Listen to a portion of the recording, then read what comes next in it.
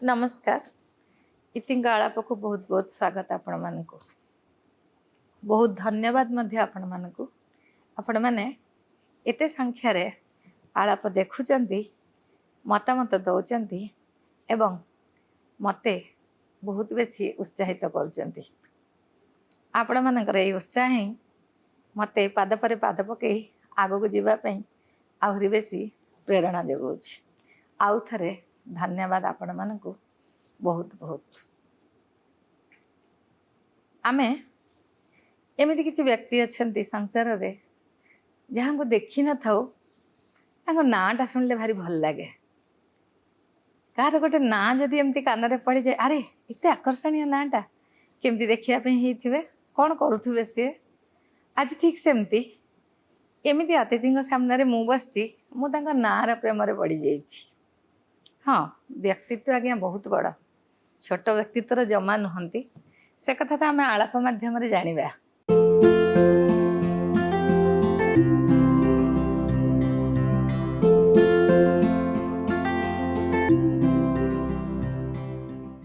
तेबे आसंतु आपण मानक तरफरु, मो तरफरु, आम समस्त तरफरु प्रथम स्वागत करिबा जो सुंदर ना दीटा कथा मु कहूथिली। रूपश्री महापात्र, जय जगन्नाथ। देवरूपा दासगुप्ता, जय जगन्नाथ। जड़े नृत्य गुरु आउ जड़े नृत्य शिल्पी, दिज भितर कौन संपर्क हो थई पारे मु जम्मा आगु कहबिनी। आज्ञा आपण मैंने पूरा आलाप देखिले जानीजे दिज भितर केमती गोटे मधुर संपर्क अच्छी।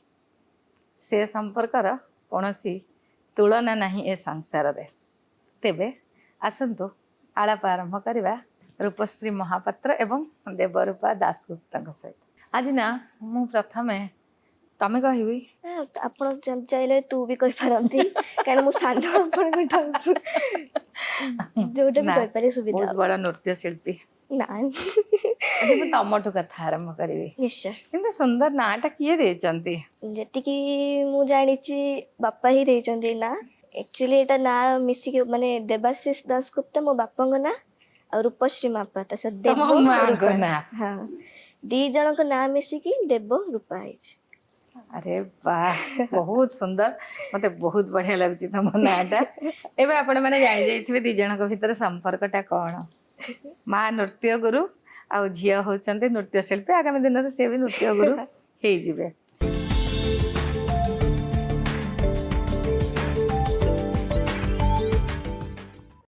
वर्तमान विशिष्ट नृत्य गुरु नृत्य शिल्पी मध्यता पूर्वरु थिले, तांका सहित आलाप करवा रूपश्री महापात्र सहित। आपण नृत्य गुरु नृत्य शिल्पी थिले, आपण जगन्नाथ पाखरे बहुत किछि आपणकर नृत्य प्रदर्शन करती। कथा कौटु आरंभ करिया, केमिति आरंभ हला जीवन यात्रा? जीवन यात्रा तो दुखरु ही सुखर सृष्टि।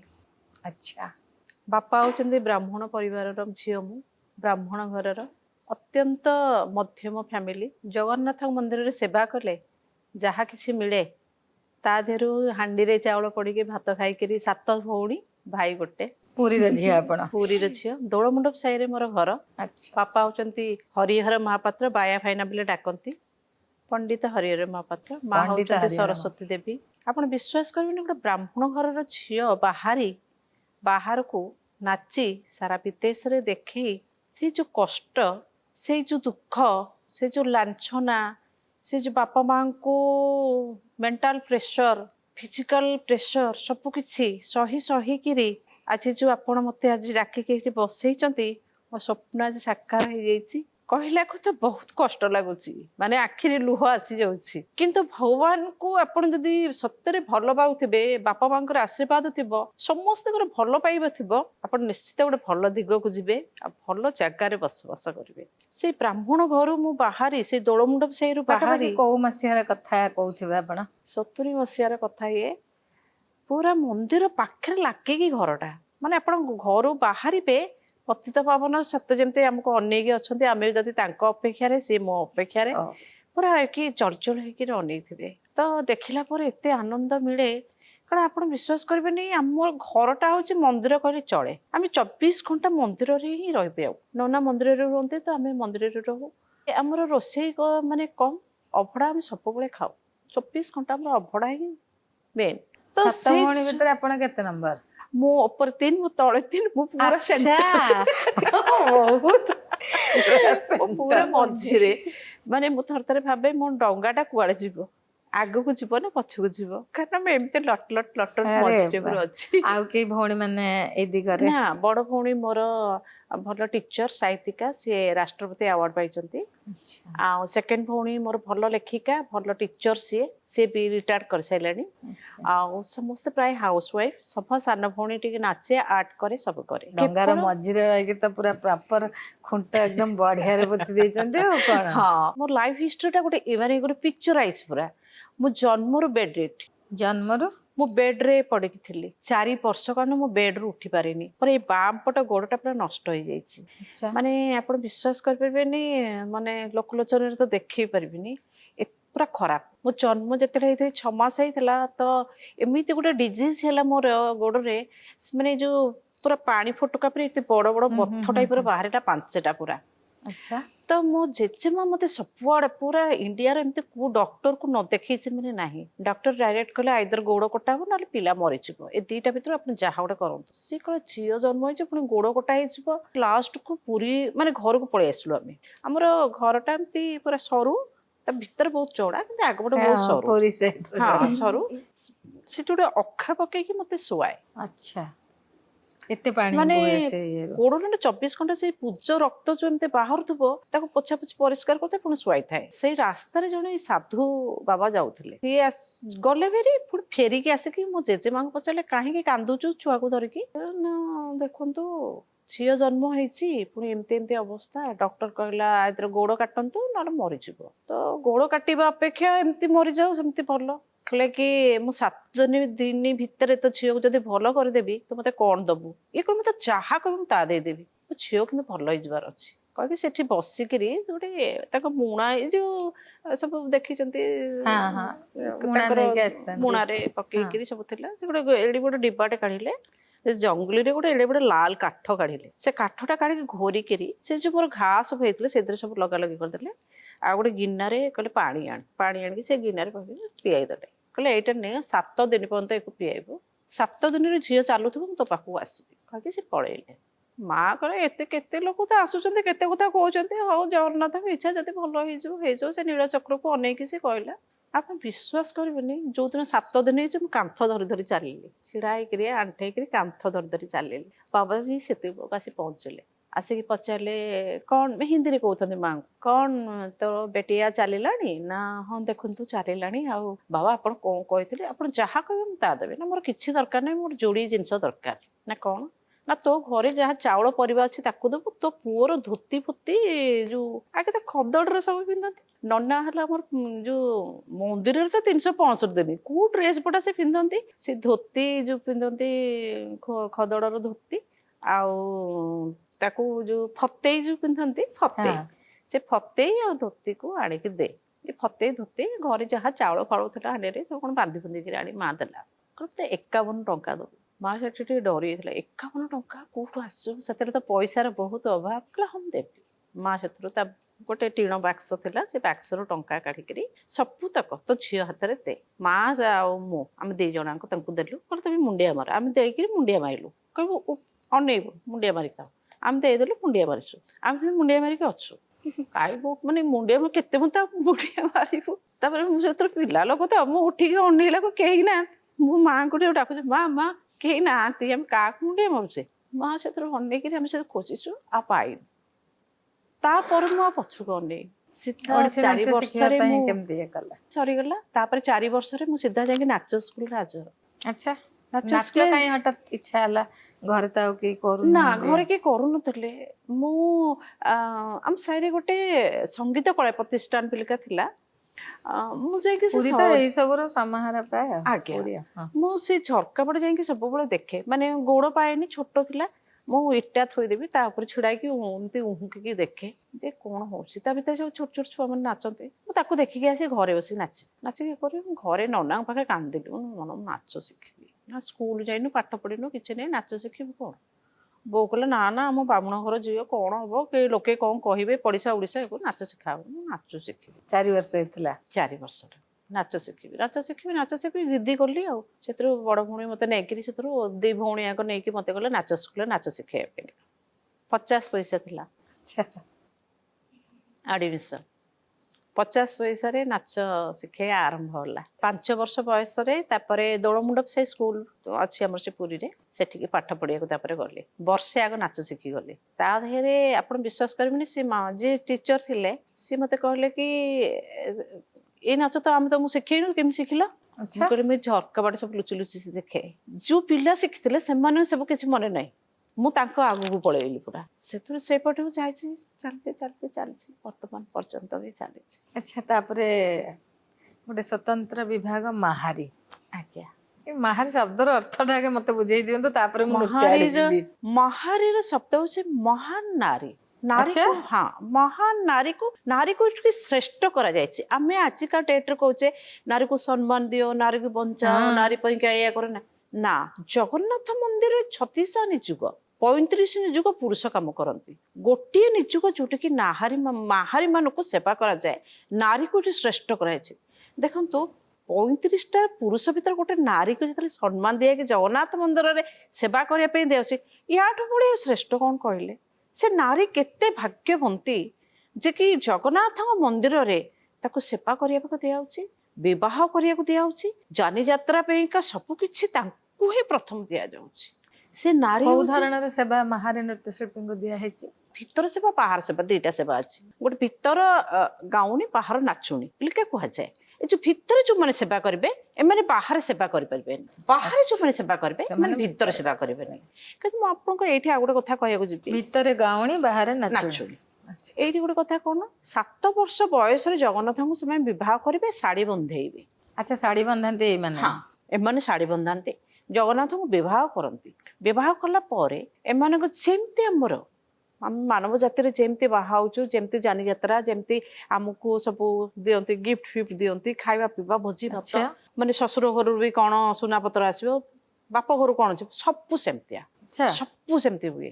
ହେଲା ପରେ କ'ଣ ହୁଏ ନା ଆମର ଗୋଟେ ପୁରୀରେ ଗୋଟେ ପରମ୍ପରା ଅଛି 7 ଜଣ ସ୍ତ୍ରୀ ଲୋକ ଏମିତି ନେଇକିରି ଯିବେ ବୋହୂକୁ ନେଇକି ବାହାଘର ହବ ସବୁ ହବ 7 ଦିନ ପର୍ଯ୍ୟନ୍ତ ଆମର ଯିବା ଆସିବା ଚାଲିଥିବ ମାନେ ଶାଶୁ ଘରକୁ ବାପ ଘରଠୁ ଶାଶୁ ଘର ମାନେ ବାହାଘରରେ ଯୋଉଦିନ ଚତୁର୍ଥୀ ହବ ଏଇ ଯିଏ ମାହାରୀ ହେଇଥିବ ସେ ରଜାଙ୍କ ଘରକୁ ଯାଆନ୍ତି ରାଜା ଉଆସକୁ। ଆଚ୍ଛା ରଜାଙ୍କର ଯୋଉ ପଲଙ୍କ ଅଛି ସେ ପଲଙ୍କରେ ମାହାରୀ ବସେ। ଆଚ୍ଛା ଯେହେତୁ ଆମେ ଜଗନ୍ନାଥଙ୍କର ଚଳନ୍ତି ପ୍ରତିମା ରାଜାଙ୍କୁ କହୁ ରଜା ଯାଇକି ସେ ପଲଙ୍କକୁ ଛୁଇଁବେ। ଆଚ୍ଛା ପଲଙ୍କକୁ ଛୁଇଁଲା ପରେ ସେଇଠି ତାଙ୍କର ସୁହାଗ ରାତି ବୋଲିକା କୁହାଯାଏ।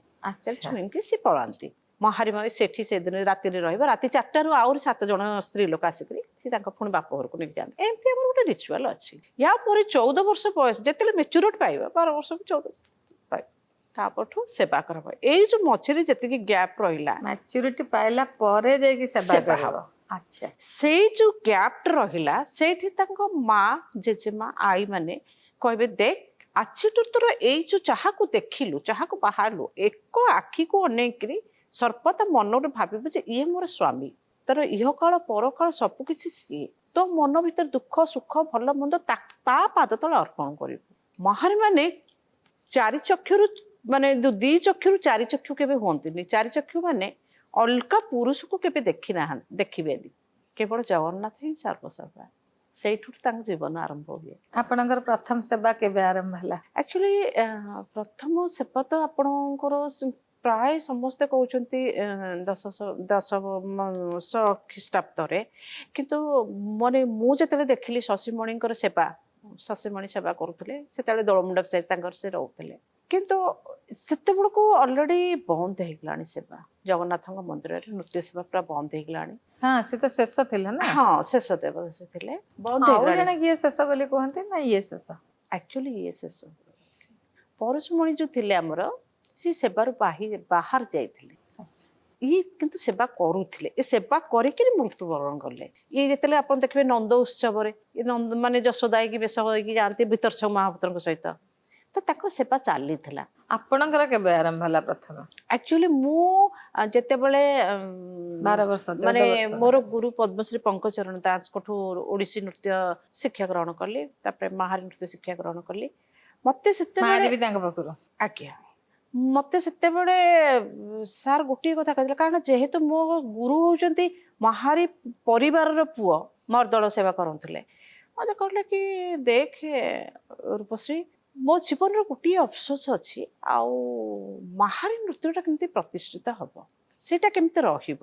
କିନ୍ତୁ ମୁଁ ଯେତେବେଳେ ମୋ ନନାଙ୍କୁ ଆସି କହିଲି, ନନା ଆଉ ଗୁରୁଜୀ ସାର୍ ଏମିତି କହୁଛନ୍ତି, କ'ଣ କରିବା? ନନା କହିଲେ କି ଆଗ ମୋ ପାଦ ଛୁଇଁ ଶପଥ କରେ, ମାହାରୀ ନୃତ୍ୟଟାକୁ ତୁ ପ୍ରତିଷ୍ଠିତ କରିବୁ, ରଖିବୁ।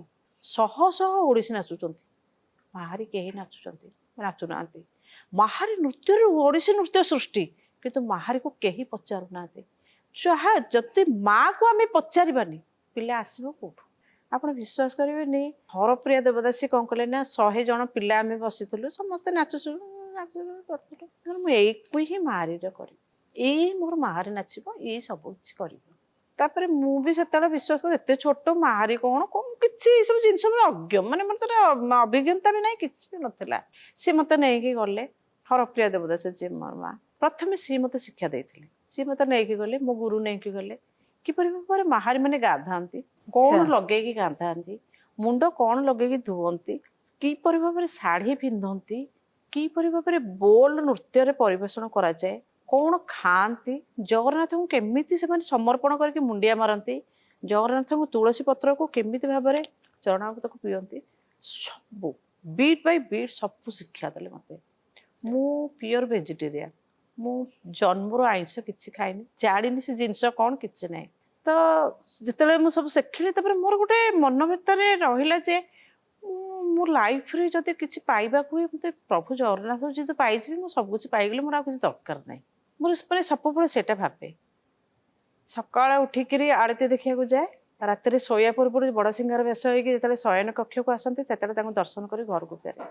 ମଝି ତକ ମୋର କିଛି ଦରକାର ହୁଏନି, କାରଣ ମୁଁ ସକାଳ ରାତି 2ଟା ସମୟ ମୁଁ ତାଙ୍କୁ ଧରିଥାଏ। ପ୍ରଥମେ କୋଉ ନୃତ୍ୟ ତାଙ୍କ ପାଖରେ କଲେ, କେବେ କଲେ? ମତେ ଯେତେବେଳେ ହେଇଥିଲା 14 ବର୍ଷ ବୟସ, ମୋ ମା ଗୁରୁ ପଦ୍ମଶ୍ରୀ ପଙ୍କଚରଣ ଦାସ, ମୋ ମା ଶଶୀମଣି, କାରଣ ମାନେ ହରପ୍ରିୟା ଦେବଦାସୀଙ୍କର ଯେତେବେଳେ ଦେହାନ୍ତ ହେଇଗଲା, ମୁଁ ସେତେବେଳେ ଭାଙ୍ଗି ପଡ଼ିଥିଲି। ଦେହାନ୍ତ ପରେ ଶଶୀମଣି ଯେତେବେଳେ ମୋତେ ଆବୁରି ନେଲେ, ପରଶୁମଣି ଆବୁରି ନେଲେ, କୋକିଳ ପ୍ରଭା ନେଲେ, ସେତେବେଳେ ମୁଁ ତାଙ୍କ ଭିତରେ ଆଉ ଗୋଟେ ମାର ଭାବନା ଭାବିଦେଲି। ମୁଁ କହିଲି ଏହା ପରେ ଆହୁରି ଗୋଟେ ରାସ୍ତା ମୋର ଖୋଲିଗଲା। ପ୍ରଥମେ ମୁଁ କିନ୍ତୁ ହରପ୍ରିୟାଙ୍କ ସାଙ୍ଗରେ ଡକୁମେଣ୍ଟେସନ ଯେତେବେଳେ କଲି, ଜଗନ୍ନାଥ ମନ୍ଦିରରେ ହରପ୍ରିୟା ଦେବଦାସୀ, ମୋ ଗୁରୁଜୀ ପଦ୍ମଶ୍ରୀ ପଙ୍କଚରଣ, ମୁଁ ଆମେ 3 ଜଣ ବେଶ ହେଇକରି ମନ୍ଦିର ଭିତରକୁ ପ୍ରବେଶ କଲୁ। କେବେ? ସେଇ 14 ବର୍ଷ ସେଇଟା ହେଇଥିଲା? ହଁ 14 ବର୍ଷ। ସେଇଟା ମାନେ ଯେତେବେଳେ ସେ ହେଇଥାଏ, ଗୁରୁବାର ମାଣବସା ହେଇଥିଲା, ବେଶ ହେଇକି ପ୍ରବେଶ କଲେ ପୁରା ବେଶ ପ୍ରଥମେ? ହେଇକିରି, ପୁରା ବେଶ ହେଇକିରି, ଏଇଟା ପୁରା ଏମିତି ଓଢ଼ଣା ଦିଆହବ। ଆଚ୍ଛା। ଏଇ ବୁଢା ଆଙ୍ଗୁଠି ଦିଟାକୁ ଅନେଇକିରି, ଏଇ ଦିଟାକୁ ଏମିତି ବୁଢା ଆଙ୍ଗୁଠିକୁ ଅନେଇକି ପୁରା ଏମିତି ଯିବ। ଏପଟେ ମୋ ଗୁରୁ ଧରିଥିଲେ, ଏପଟେ ମୋ ଯିଏ ହରପ୍ରିୟା ମା ଧରିଥିଲେ, ପୁରା ଏମିତି। ଆପଣ କାହାକୁ ଦେଖିପାରିବେନି, କେବଳ ସେ ବୁଢା ଆଙ୍ଗୁଠି ଦେଖିକି ଚାଲି ପୁରା ଭିତରକୁ ଯିବେ। ମୁଁ କିନ୍ତୁ ଦେବଦାସୀ ହେଇନଥିଲି, କିନ୍ତୁ ଜଗନ୍ନାଥଙ୍କ ଅଶେଷ କୃପା ଦେଖନ୍ତୁ। ତାପରେ ଶ୍ରୀକ୍ଷେତ୍ର କ'ଣ କଲେ ନା, ନେଇକରି ସାର୍ ମର୍ଦଳ ବଜେଇଲେ, ମୋ ମା ଯିଏ ହରପ୍ରିୟା ବୋଲ ବୋଲିଲେ, ତାରି କିଟା ଛମ୍ କୀର୍ତ୍ତକ ତାରି କିଟା ଛମ୍, ତାରି କିଟା ଛମ୍ କୀର୍ତ୍ତକ ତାରି କିଟା ଛମ୍, ତା କୀର୍ତ୍ତକ धी କୀର୍ତ୍ତକ ତାଧା କୀର୍ତ୍ତକ ଥେଇ। ଗୋଟେ ଖଣ୍ଡ ନୃତ୍ୟ ଏଟା କୁହାଯାଏ ଆମ ନୃତ୍ୟରେ। ଏଟା ଧୂପ ସମୟରେ ହୁଏ। ସବୁ ସରିଲା ପରେ ମତେ ଗୋଟେ ବଢିଆ ଓଡ଼ିଆ ଅଭିନୟଟେ ମାନେ ବନମାଳୀଙ୍କ ଦାସଙ୍କର ଅଛି। ଏହି କଥା ରେ ମୋ ମନ ହେ ମହାବାହୁ, ଏହି କଥା ରେ ମୋ ମନ ନୀତି ଦେଖୁଥିବି ନୀଳାଦ୍ରି ମଣ୍ଡପେ, କଞ୍ଜ ସୁନ୍ଦର ବଦନ ହେ ମହାବାହୁ, ଏହି କଥା ରେ ମୋ ମନ। ସେଠି ମତେ ସେ କହିଥିଲେ ଯେ ଦେଖ ମା, ସ୍ୱାମୀ ସ୍ତ୍ରୀଙ୍କ ସମ୍ପର୍କଟା ଅତୁଳନୀୟ। ଆଚ୍ଛା। ତାକୁ ପରିପ୍ରକାଶ କେବେ କରିହେବନି, ଆପଣ ଯେତେ କୁହନ୍ତୁ କିଛି କରିହେବନି, କିନ୍ତୁ ତାକୁ ଖାଲି ଭାବରେ ଦେଖେଇ ହେବ, ଆଉ ମନ ଭିତରେ ଦୁଃଖ ଯାହା ଥିବ ତାକୁ ହିଁ କହିହେବ। ତ ମୁଁ ସେଠି ଯେତେବେଳେ କହିଲେ ଏହି କଥାରେ ମା ମୋ କଥାଟା ତମେ ଶୁଣ, ମୁଁ ତମକୁ ସବୁବେଳେ ଏଇଠି ଦେଖୁଥିବି କଞ୍ଜ ସୁନ୍ଦର ବଦନ, ତମର ଏଇ ଯୋଉ ସୁନ୍ଦର ବଦନଟାକୁ ହିଁ ମୋ ଆଖି ଭିତରେ, ମୋର ହୃଦୟରେ, ମୋ ମସ୍ତିଷ୍କରେ ମୁଁ ସବୁଠି ତାକୁ ଏପରି ଭାବରେ ରଖିଦେବି ଯେ ଶୟନ ସପନ ଜାଗରଣ ଖାଲି ତୁମେ ହିଁ ତୁମେ, ଆଉ ମୋର କିଏ ଦରକାର ନାହିଁ। ୟାଠୁ ଗୋଟେ କଣ ଆନନ୍ଦ ଅଛି କହିଲେ? ସଂସାରରେ କିଛି ନାହିଁ କହିଲେ ଚଳେ। ପ୍ରଥମେ ଏଇ ଗୀତରେ ଆପଣ କଲେ? ଆଜ୍ଞା, ମୁଁ ପ୍ରଥମେ ଏଇ ଗୀତରେ କରିଥିଲି। ଏ ଗୀତରେ କଲା ପରେ ତାପରେ ମୋର ମୋ ଗୁରୁ ଶିଖେଇଥିଲେ କଣ ନା ମାହାରୀ ମାନଙ୍କର ଗୋଟେ ବେଶ ପରିବର୍ତ୍ତନର ବର୍ଣ୍ଣନା ହେଇଛି ଗୋଟେ ଗୀତ ଆମର। ଆଚ୍ଛା। ମାନେ ଚୁଟି ବନ୍ଧାଠୁ ଅଳତା ଲଗେଇବା ପର୍ଯ୍ୟନ୍ତ ଏ ଶରୀରରେ ଯାହା ସବୁ ଲଗାଯାଏ ଗହଣା ସବୁ ବର୍ଣ୍ଣନା କରାଯାଇଛି, ସେଇଟା ମତେ ଶିଖେଇଥିଲେ। ମାନେ ଆମେ ଯେତେବେଳେ, ଆପଣ ବିଶ୍ୱାସ କରିବେନି, ଆମର ଗଜପତିଙ୍କର ମହାରାଣୀକୁ ଯେପରି ଭାବରେ ତାଙ୍କର ସହଚରୀ ମାନେ ସାଜସଜ କରନ୍ତି, ମାହାରୀ ମାନଙ୍କୁ ବି ସେଇପରି ଭାବରେ ସାଜସଜା କରାଯାଏ। ମନେକର ମୁଁ ମାହାରୀ ଅଛି, ମୋର 4 ଜଣ 5 ଜଣ ସହକର୍ମୀ ଥାଆନ୍ତି, ଯୋଉଟାକି କିଏ ଚୁଟି ବାନ୍ଧିଦେଲା, କି ଶାଢ଼ୀ ପିନ୍ଧିଦେଲା, କି ଗହଣା ପିନ୍ଧିଦେଲା, କି ଅଳତା ଲଗେଇଦେଲା, କି ବିନ୍ଦି ଲଗେଇଦେଲା, କି ଓଠରେ ଲିପଷ୍ଟିକ୍ ଲଗେଇଦେଲା, ସେମିତି ଥାଆନ୍ତି। ସେଇ ଯୋଉ ଜିନିଷ ସବୁ ବର୍ଣ୍ଣନା କରାଯାଇଛି, ପୁରା କହିଲେ ସେ ଭଗବାନ, ଆପଣ ଇତିହାସକୁ ଯଦି ଛାଡ଼ିଦେବେ କେବେ ବଞ୍ଚି ପାରିବେନି। ଇତିହାସକୁ ନିହାତି ଜାବୁଡ଼ିକି ଧରିବାକୁ ଆମକୁ ପଡ଼ିବ। ଇତିହାସରୁ ସବୁ କିଛି ସୃଷ୍ଟି ହେବ। ସେ ଯୋଉ ବର୍ଣ୍ଣନା ହେଇଛି, ଟିକେ ମୁଁ ବୁଲିକି କହୁଛି। ଜୁଡ଼ା ବାନ୍ଧିଣ ଝରା କାଠି ନାଇଁ, ଥୋପି ଝାଞ୍ଜିରି ବେଢ଼ାଇଲି ଚହି, ଗୋଟିଏ ଅଳକା ମସ୍ତକରେ ଦେଲି, ପୁର ଦେଇ ଫୁଲ ଗଭା ବାନ୍ଧିଲି, ଫୁଲ ପରେ ଦେଲି ଜୁଇଟା ହିଆ, ତହିଁ ଖୋସିଲି ନେଇକେ ତକିକିଆ। ଏପରି ଭାବରେ ପୁରା ମୁଣ୍ଡରୁ ଗୋଡ଼ ପର୍ଯ୍ୟନ୍ତ ସବୁ ବର୍ଣ୍ଣନା ହେଇଛି। ନାକରେ ନଥ ଗୁଣ କେମିତି ଲଗାଏ, ଚାପସେରି କେମିତି ଲଗାଏ, ବାହୁରେ ଚୁଡ଼ି କେମିତି ପିନ୍ଧାଏ, ଗୋଡ଼ରେ ପାଜମା କେମିତି ପିନ୍ଧାଏ, ଗୋଟି ଗୋଟି ଗୋଟି ଗୋଟି ଗୋଟି ଗୋଟି ଗୋଟି ଗୋଟି। ଆପଣ ମାନେ ମୋ ୟୁଟ୍ୟୁବ୍ ଚ୍ୟାନେଲକୁ ଲାଇକ୍ କରନ୍ତୁ, ସବସ୍କ୍ରାଇବ୍ କରନ୍ତୁ, ସେୟାର କରନ୍ତୁ। ବହୁତ ଭଲ ଭଲ ଜିନିଷ ଆପଣମାନେ ଦେଖିପାରିବେ। ଆଗାମୀ ଦିନରେ ଆମର କଳା ସାହିତ୍ୟ ସଂସ୍କୃତିକୁ ନେଇ ଆହୁରି ବହୁତ ସୁନ୍ଦର ସୁନ୍ଦର ଜିନିଷ ଆସୁଛି ମୋର ଏଇ ୟୁଟ୍ୟୁବ୍ ଚ୍ୟାନେଲରେ। ଆପଣ ଖାଲି ସେଇ ମାହାରୀରେ ଆଗେଇ ଗଲେ ନା ଓଡ଼ିଶୀ ପୁଣି କଲେ? ନା, ଆପଣ ବିଶ୍ୱାସ କରିବେନି, ମୁଁ 4ଟା ୟୁନିଭର୍ସିଟିରେ ଗୋଲ୍ଡ ମେଡାଲିଷ୍ଟ। ଆଚ୍ଛା। ଯୋଉଟାକି ପ୍ରଥମ ଝିଅ ଆଜି ପର୍ଯ୍ୟନ୍ତ ଓଡ଼ିଶାରେ କେହି ପାଇନାହାନ୍ତି। ମୁଁ ପ୍ରଥମ ଝିଅ ଯୋଉଟାକି ମାନେ ୟୁନିଭର୍ସିଟିରେ ଗୋଲ୍ଡ ମେଡାଲ ପାଇଲା ପରେ ମୁଁ ଜୁନିୟର ସ୍କଲାରସିପ୍, ଫେଲୋସିପ୍ ସବୁ ପାଇଛି। ଆପଣଙ୍କର ପଢ଼ାପଢ଼ି କ'ଣ ଖାଲି ଏଇ ଦିଗରେ? ମୁଁ ଗ୍ରାଜୁଏସନ୍ କମ୍ପ୍ଲିଟ୍ କରିଛି। କଲେ? ହଁ। କୋଉଥିରେ? ମୁଁ ହିଷ୍ଟ୍ରିରେ। ପୁରୀ ଏସିଏସ୍? ଆଜ୍ଞା, ନାଇଁ ଓମେନ୍ସ କଲେଜରେ। Puri women's college? Puri women's କରିଛି। ମୁଁ ଏଜୁକେସନ୍ ବହୁତ କରିଛି, କିନ୍ତୁ ଡାନ୍ସ ଉପରେ ବି ବହୁତ ଏଜୁକେସନ୍ କରିଛି। କିନ୍ତୁ ସବୁକୁ ପଛରେ ପକେଇ ଦେଇ ଖାଲି ମାହାରୀ ମାହାରୀ ଜଗନ୍ନାଥ ଜଗନ୍ନାଥ ଜଗନ୍ନାଥ ଏକୁ ହେଇକି ଆପଣ ଗୋଟେ କଥା କହିବି, ମୋତେ ଏବେ ବି କହିଲେ ମୋତେ ଦୁଃଖ ଲାଗୁଛି। ମୋତେ ଜଣେ କ୍ୱେଶ୍ଚିନ୍ କଲେ, ଆପଣ ଏତେ ସୁନ୍ଦର ଓଡ଼ିଶୀ ନାଚୁଛନ୍ତି, ଆପଣ ଏତେ ଏଜୁକେସନ୍ ଷ୍ଟ୍ରଙ୍ଗ କରିଛନ୍ତି, ସବୁ କରିଛନ୍ତି, ଏ ମାହାରୀ ପଛରେ କାହିଁ ଧାଇଛନ୍ତି? ମୁଁ କହିଲି ଆପଣ ଜାଣିପାରିବେନି, ମୋତେ ସଂସାରର ଦୌଲତ ଦରକାର ନାହିଁ। ଏ ଗୋଟେ ଗୀତ ମାହାରୀ ପଛରେ କାହିଁ ଯାଇଛନ୍ତି ମାନେ କ'ଣ? ଇଏ ତ ଗୋଟେ ଆମର ସଂସ୍କୃତି। ତାଙ୍କୁ ଜଣା ନାହିଁ ୟା ଉପରେ। ଏହି କଥାରେ ମନେ ଅଛି, ସେ ଗୋଟେ ଶ୍ଲୋକରେ ଅଛି, ସେ କହିଛନ୍ତି ଯେମିତି ଆମର ଇନ୍ଦ୍ରଦେବଙ୍କ ପାଖରେ ଉର୍ବଶୀ ରେବ ମେନକା ସମସ୍ତେ ଅଛନ୍ତି, ସେମିତି ତମ ପାଖେ ତ ସବୁ ଅଛି, ତମେ ତାକୁ ନ ଆବୁରେଇକି ତମେ ଏକୁ କାହିଁ ଆବୁରେଇଛ? ଏତେ ତ ପଇସା ମିଳିବନି, ଏତେ ତ ଆପଣଙ୍କୁ ସମ୍ମାନ ମିଳିବନି, ଏତେ ତ ଖାଇବାକୁ ମିଳିବନି, ଆପଣଙ୍କୁ ରୋଜି ରୁଟି ଦେବ କିଏ? ମାନେ ତାଙ୍କ ବୁଦ୍ଧି ଯାହା ସେ କହିଲେ। ମୁଁ ତାଙ୍କୁ ଏତିକି କହିଲି, ଆପଣ ହୁଏତ ଜାଣିନାହାନ୍ତି, ଯଦି ମା ନଥିବ ତେବେ ପିଲାର ଆଦର କିଏ କରିବେନି। ଆଜି ଯଦି ମୁଁ ନଥାନ୍ତି, ଦେବରୂପାକୁ କେହି ବି ପଚାରି ନଥାନ୍ତେ, ତା ବାବା ସିନା ସମ୍ଭାଳିଥାନ୍ତା। ଆଗକୁ ନେବା ପାଇଁକା ହେଲେ ବି ଜଣେ ମା ବି ଦରକାର, ବାବା ବି ଦରକାର। ଯେତେବେଳେ ସିଏ କହିଲେ, ତାପରେ ମୁଁ ତାଙ୍କୁ ବୁଝେଇବା ପାଇଁକା ମୋର ବି ଇଚ୍ଛା ନଥିଲା ବୁଝି। ମୁଁ କହିଲି ଆପଣ ଜାଣିନାହାନ୍ତି, ମୋତେ ଆପଣ ମୋ ହୃଦୟକୁ କଷ୍ଟ ଦେଲା ପରେ କଥା କୁହନ୍ତୁନି। ମୁଁ ମାହାରୀକି ଛାଡ଼ିକି ଗୋଟେ ମୁହୂର୍ତ୍ତ ବଞ୍ଚି ପାରିବେନି। ଆଉ ମୁଁ ଓଡ଼ିଶୀକୁ ଯେତିକି କରିବା କଥା ବହୁତ କରିଦେଇଛି, ବର୍ତ୍ତମାନ ମୋ ଡ୍ୟୁଟି ହେଉଛି ମୁଁ ଇତିହାସ ସଂସାରରେ ସାରା ବିଶ୍ୱରେ ଦେଖେଇବି ମହାରୀ ନୃତ୍ୟରୁ ଓଡ଼ିଶୀ ନୃତ୍ୟ କିପରି ସୃଷ୍ଟି ହେଇଛି, ଜଗନ୍ନାଥଙ୍କ ସଂସ୍କୃତି ପରମ୍ପରା ଐତିହ୍ୟ କ'ଣ। କେମିତି ମାହାରୀ ନୃତ୍ୟରୁ ଓଡ଼ିଶୀ ନୃତ୍ୟ ଆସିଲା? ମହାରୀ ନୃତ୍ୟରୁ ଓଡ଼ିଶୀ ନୃତ୍ୟ ଆପଣ ଦେଖନ୍ତୁ, ବିଗତ ସମୟରେ ଯେତେବେଳେ ମୋଗଲମାନଙ୍କ ଆକ୍ରମଣ ହେଲା ସେତେବେଳେ ମହାରୀ ନୃତ୍ୟ ବନ୍ଦ କରାଗଲା, ନାରୀମାନଙ୍କୁ ପୁରା ବନ୍ଦ କରାଗଲା, ସେମାନେ ମନ୍ଦିର ଯାଇପାରିବେନି, ବାହାରକୁ ଯାଇପାରିବେନି, କିଛି ନାହିଁ। ତାପରେ ଗୋଟିଏ ପୁଅକୁ ବେଶ କରିକି ଗୋଟିଏ ପୁଅ ନୃତ୍ୟ ସୃଷ୍ଟି ହେଲା। ତାକୁ ଦି ପ୍ରକାର ଆପଣ ଦେଖିପାରିବେ। ସେତେବେଳେ ସେମାନେ ଗୋଇନ୍ଦାଗିରି ଟାଇପ୍ର କରୁଥିଲେ, ମାନେ ଗୁପ୍ତଚର ହିସାବରେ ଯେଉଁଟା ମୋଗଲମାନଙ୍କ ସହିତ ନୃତ୍ୟ ପରିବେଷଣ କରିକିରି ତାଙ୍କର କଥା ଆଣିକିରି ଏପଟେ ଆମକୁ ଜଣାଉଥିଲେ, ଆମକୁ ଗୋଟେ ସୁବିଧା ହେଉଥିଲା। ସେଠି ଯାନିଯାତ୍ରା ପର୍ବପର୍ବାଣି ଭଲ ମନ୍ଦରେ ବି ଗୋଟିଏ ପୁଅ ନୃତ୍ୟ ଜଗନ୍ନାଥଙ୍କ ସେବାରେ ବି ଲାଗିପାରିଲା। ଏହିପରି ଭାବରେ ଗୋଟିଏ ପୁଅ ନୃତ୍ୟ ସୃଷ୍ଟି ହେଲା। ପରବର୍ତ୍ତୀ ସମୟରେ ଆସ୍ତେ ଆସ୍ତେ ସିଏ ବି ବନ୍ଦ ହେବାକୁ ଗଲା। ତାପରେ ସବୁ 5ଟା ଗୁରୁ ମିଶିକିରି ସେମାନେ ଭାବିଲେ ଯେ ଓଡ଼ିଶାର ସେ ଯେଉଁ 5 ଜଣ ଗୁରୁ ଅଛନ୍ତି ତାଙ୍କ ନାମ ଭିତରୁ ଏତେ ମନେ ପଡ଼ୁନି। ମୋ ଗୁରୁ ଯିଏ ଅଛନ୍ତି ପଦ୍ମଶ୍ରୀ ପଙ୍କଜଚରଣ ଦାସ ଥିଲେ। ସମସ୍ତେ ମିଶିକିରି ତାଙ୍କ ରକ୍ତ କାଢ଼ିକିରି ସେ ଲେଖିଲେ ଆମେ ଓଡ଼ିଶାର ଯେହେତୁ ବସବାସ କରୁଛେ, ଆମେ ଏକ ଓଡ଼ିଶୀ ନୃତ୍ୟ ବୋଲି ଗୋଟେ ନୃତ୍ୟ କରେଇବା। ଆଚ୍ଛା। କେଳୁଚରଣ ମହାପାତ୍ରଙ୍କ ସ୍ତ୍ରୀ ଯିଏ ଥିଲେ ଲକ୍ଷ୍ମୀପ୍ରିୟା ଦେବୀ, ତାଙ୍କୁ ମୋ ଗୁରୁ ପଦ୍ମଶ୍ରୀ ପଙ୍କଜଚରଣ ସାର୍ ସେ ନୃତ୍ୟ ଶିକ୍ଷା ଦେଇଥିଲେ। ଦେଲା ପରେ ଅନ୍ନପୂର୍ଣ୍ଣା ପୁରୀ ଅନ୍ନପୂର୍ଣ୍ଣା ଗ୍ରୁପରେ ସେ ନୃତ୍ୟ ପରିବେଷଣ କରୁଥିଲେ। ତାପରେ ଓଡ଼ିଶୀ ନୃତ୍ୟର ସୃଷ୍ଟି ହେଇଛି, ଶାସ୍ତ୍ରୀୟ ମର୍ଯ୍ୟାଦା ପାଇକ। କୋଉଠୁ ଆଇଲା? ଏ ମହାରୀ ନୃତ୍ୟ ଗୋଟିଏ ପୁଅ ନୃତ୍ୟ ଓଡ଼ିଶୀ ନୃତ୍ୟର ସୃଷ୍ଟି ହେଲା। ଆଚ୍ଛା। ସାରା ବିଶ୍ୱରେ ଆପଣ ଯେଉଁ ଦେଖୁଛନ୍ତି, କିନ୍ତୁ ଏଇ ନୃତ୍ୟରୁ ହିଁ ସୃଷ୍ଟି ହେଇଛି ଗୋଟେ ଶାସ୍ତ୍ରୀୟ ମର୍ଯ୍ୟାଦା ନେଇକିରି।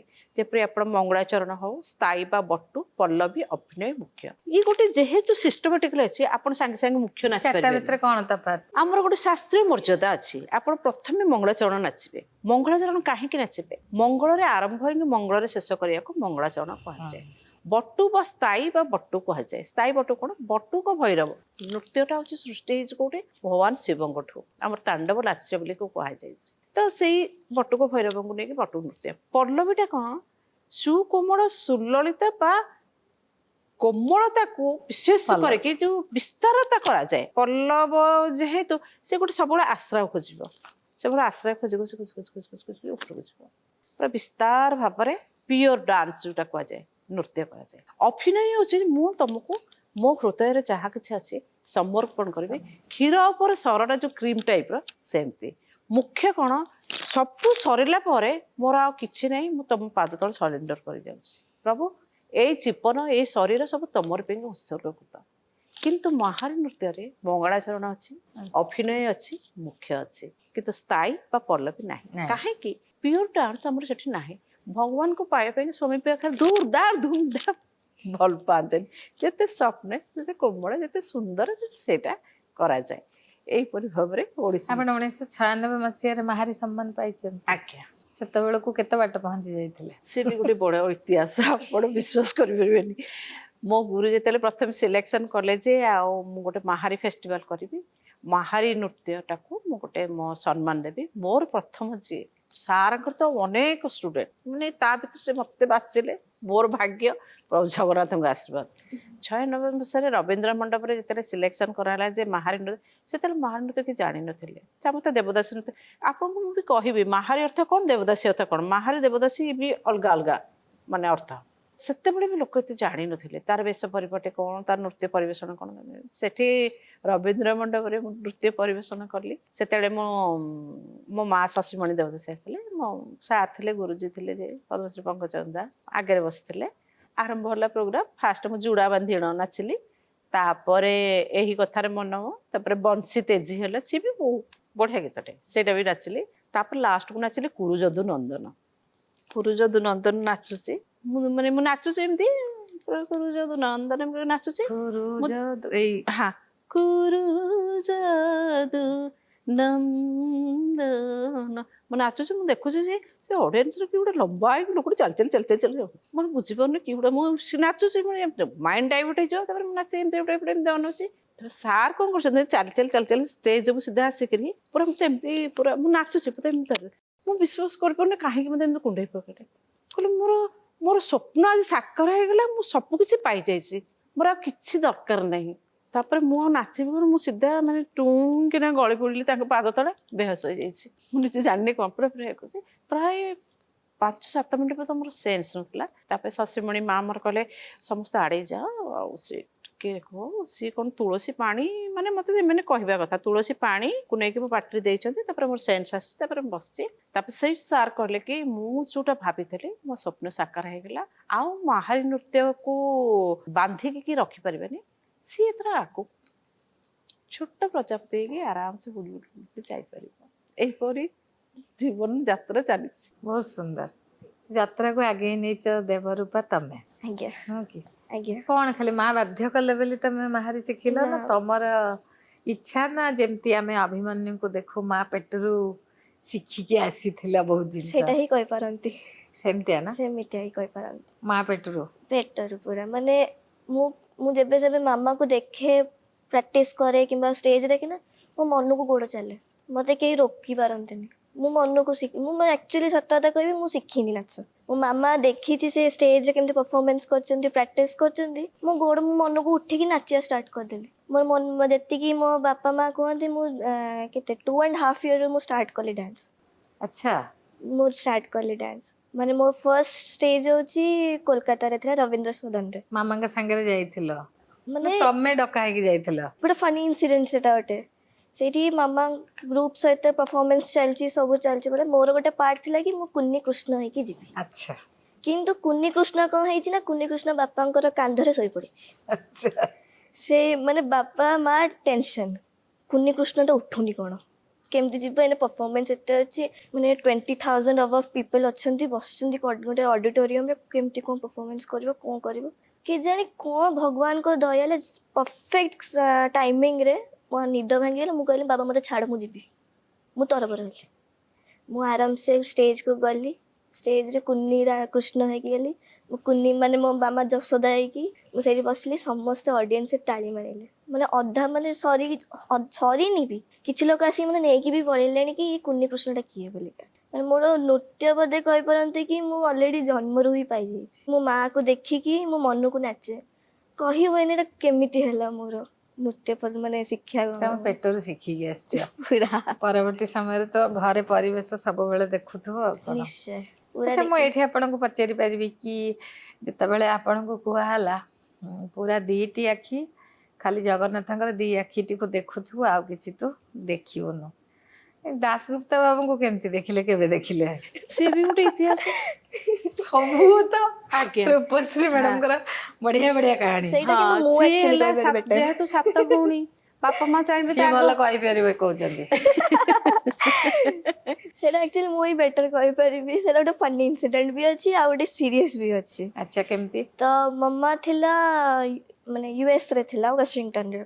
ସେଇଠି ସେ ଡ୍ୟାନ୍ସ ପ୍ରୋଗ୍ରାମ ପାଇଁ କରୁଥିଲା, ପ୍ଲସ୍ ପ୍ରାକ୍ଟିସ୍ ବି କରାଉଥିଲା, ଗୋଟେ ୱାର୍କସପ୍ ଚାଲୁଥିଲା। ତ ସିଏ ଅଲମୋଷ୍ଟ ଲାଇକ୍ 1.5 ଇୟର୍ସ ହେଇଗଲାଣି ସେଇଠି ସେ ସେଟଲ୍ଡ ହେଇଗଲା ଅଲମୋଷ୍ଟ। ଆଚ୍ଛା।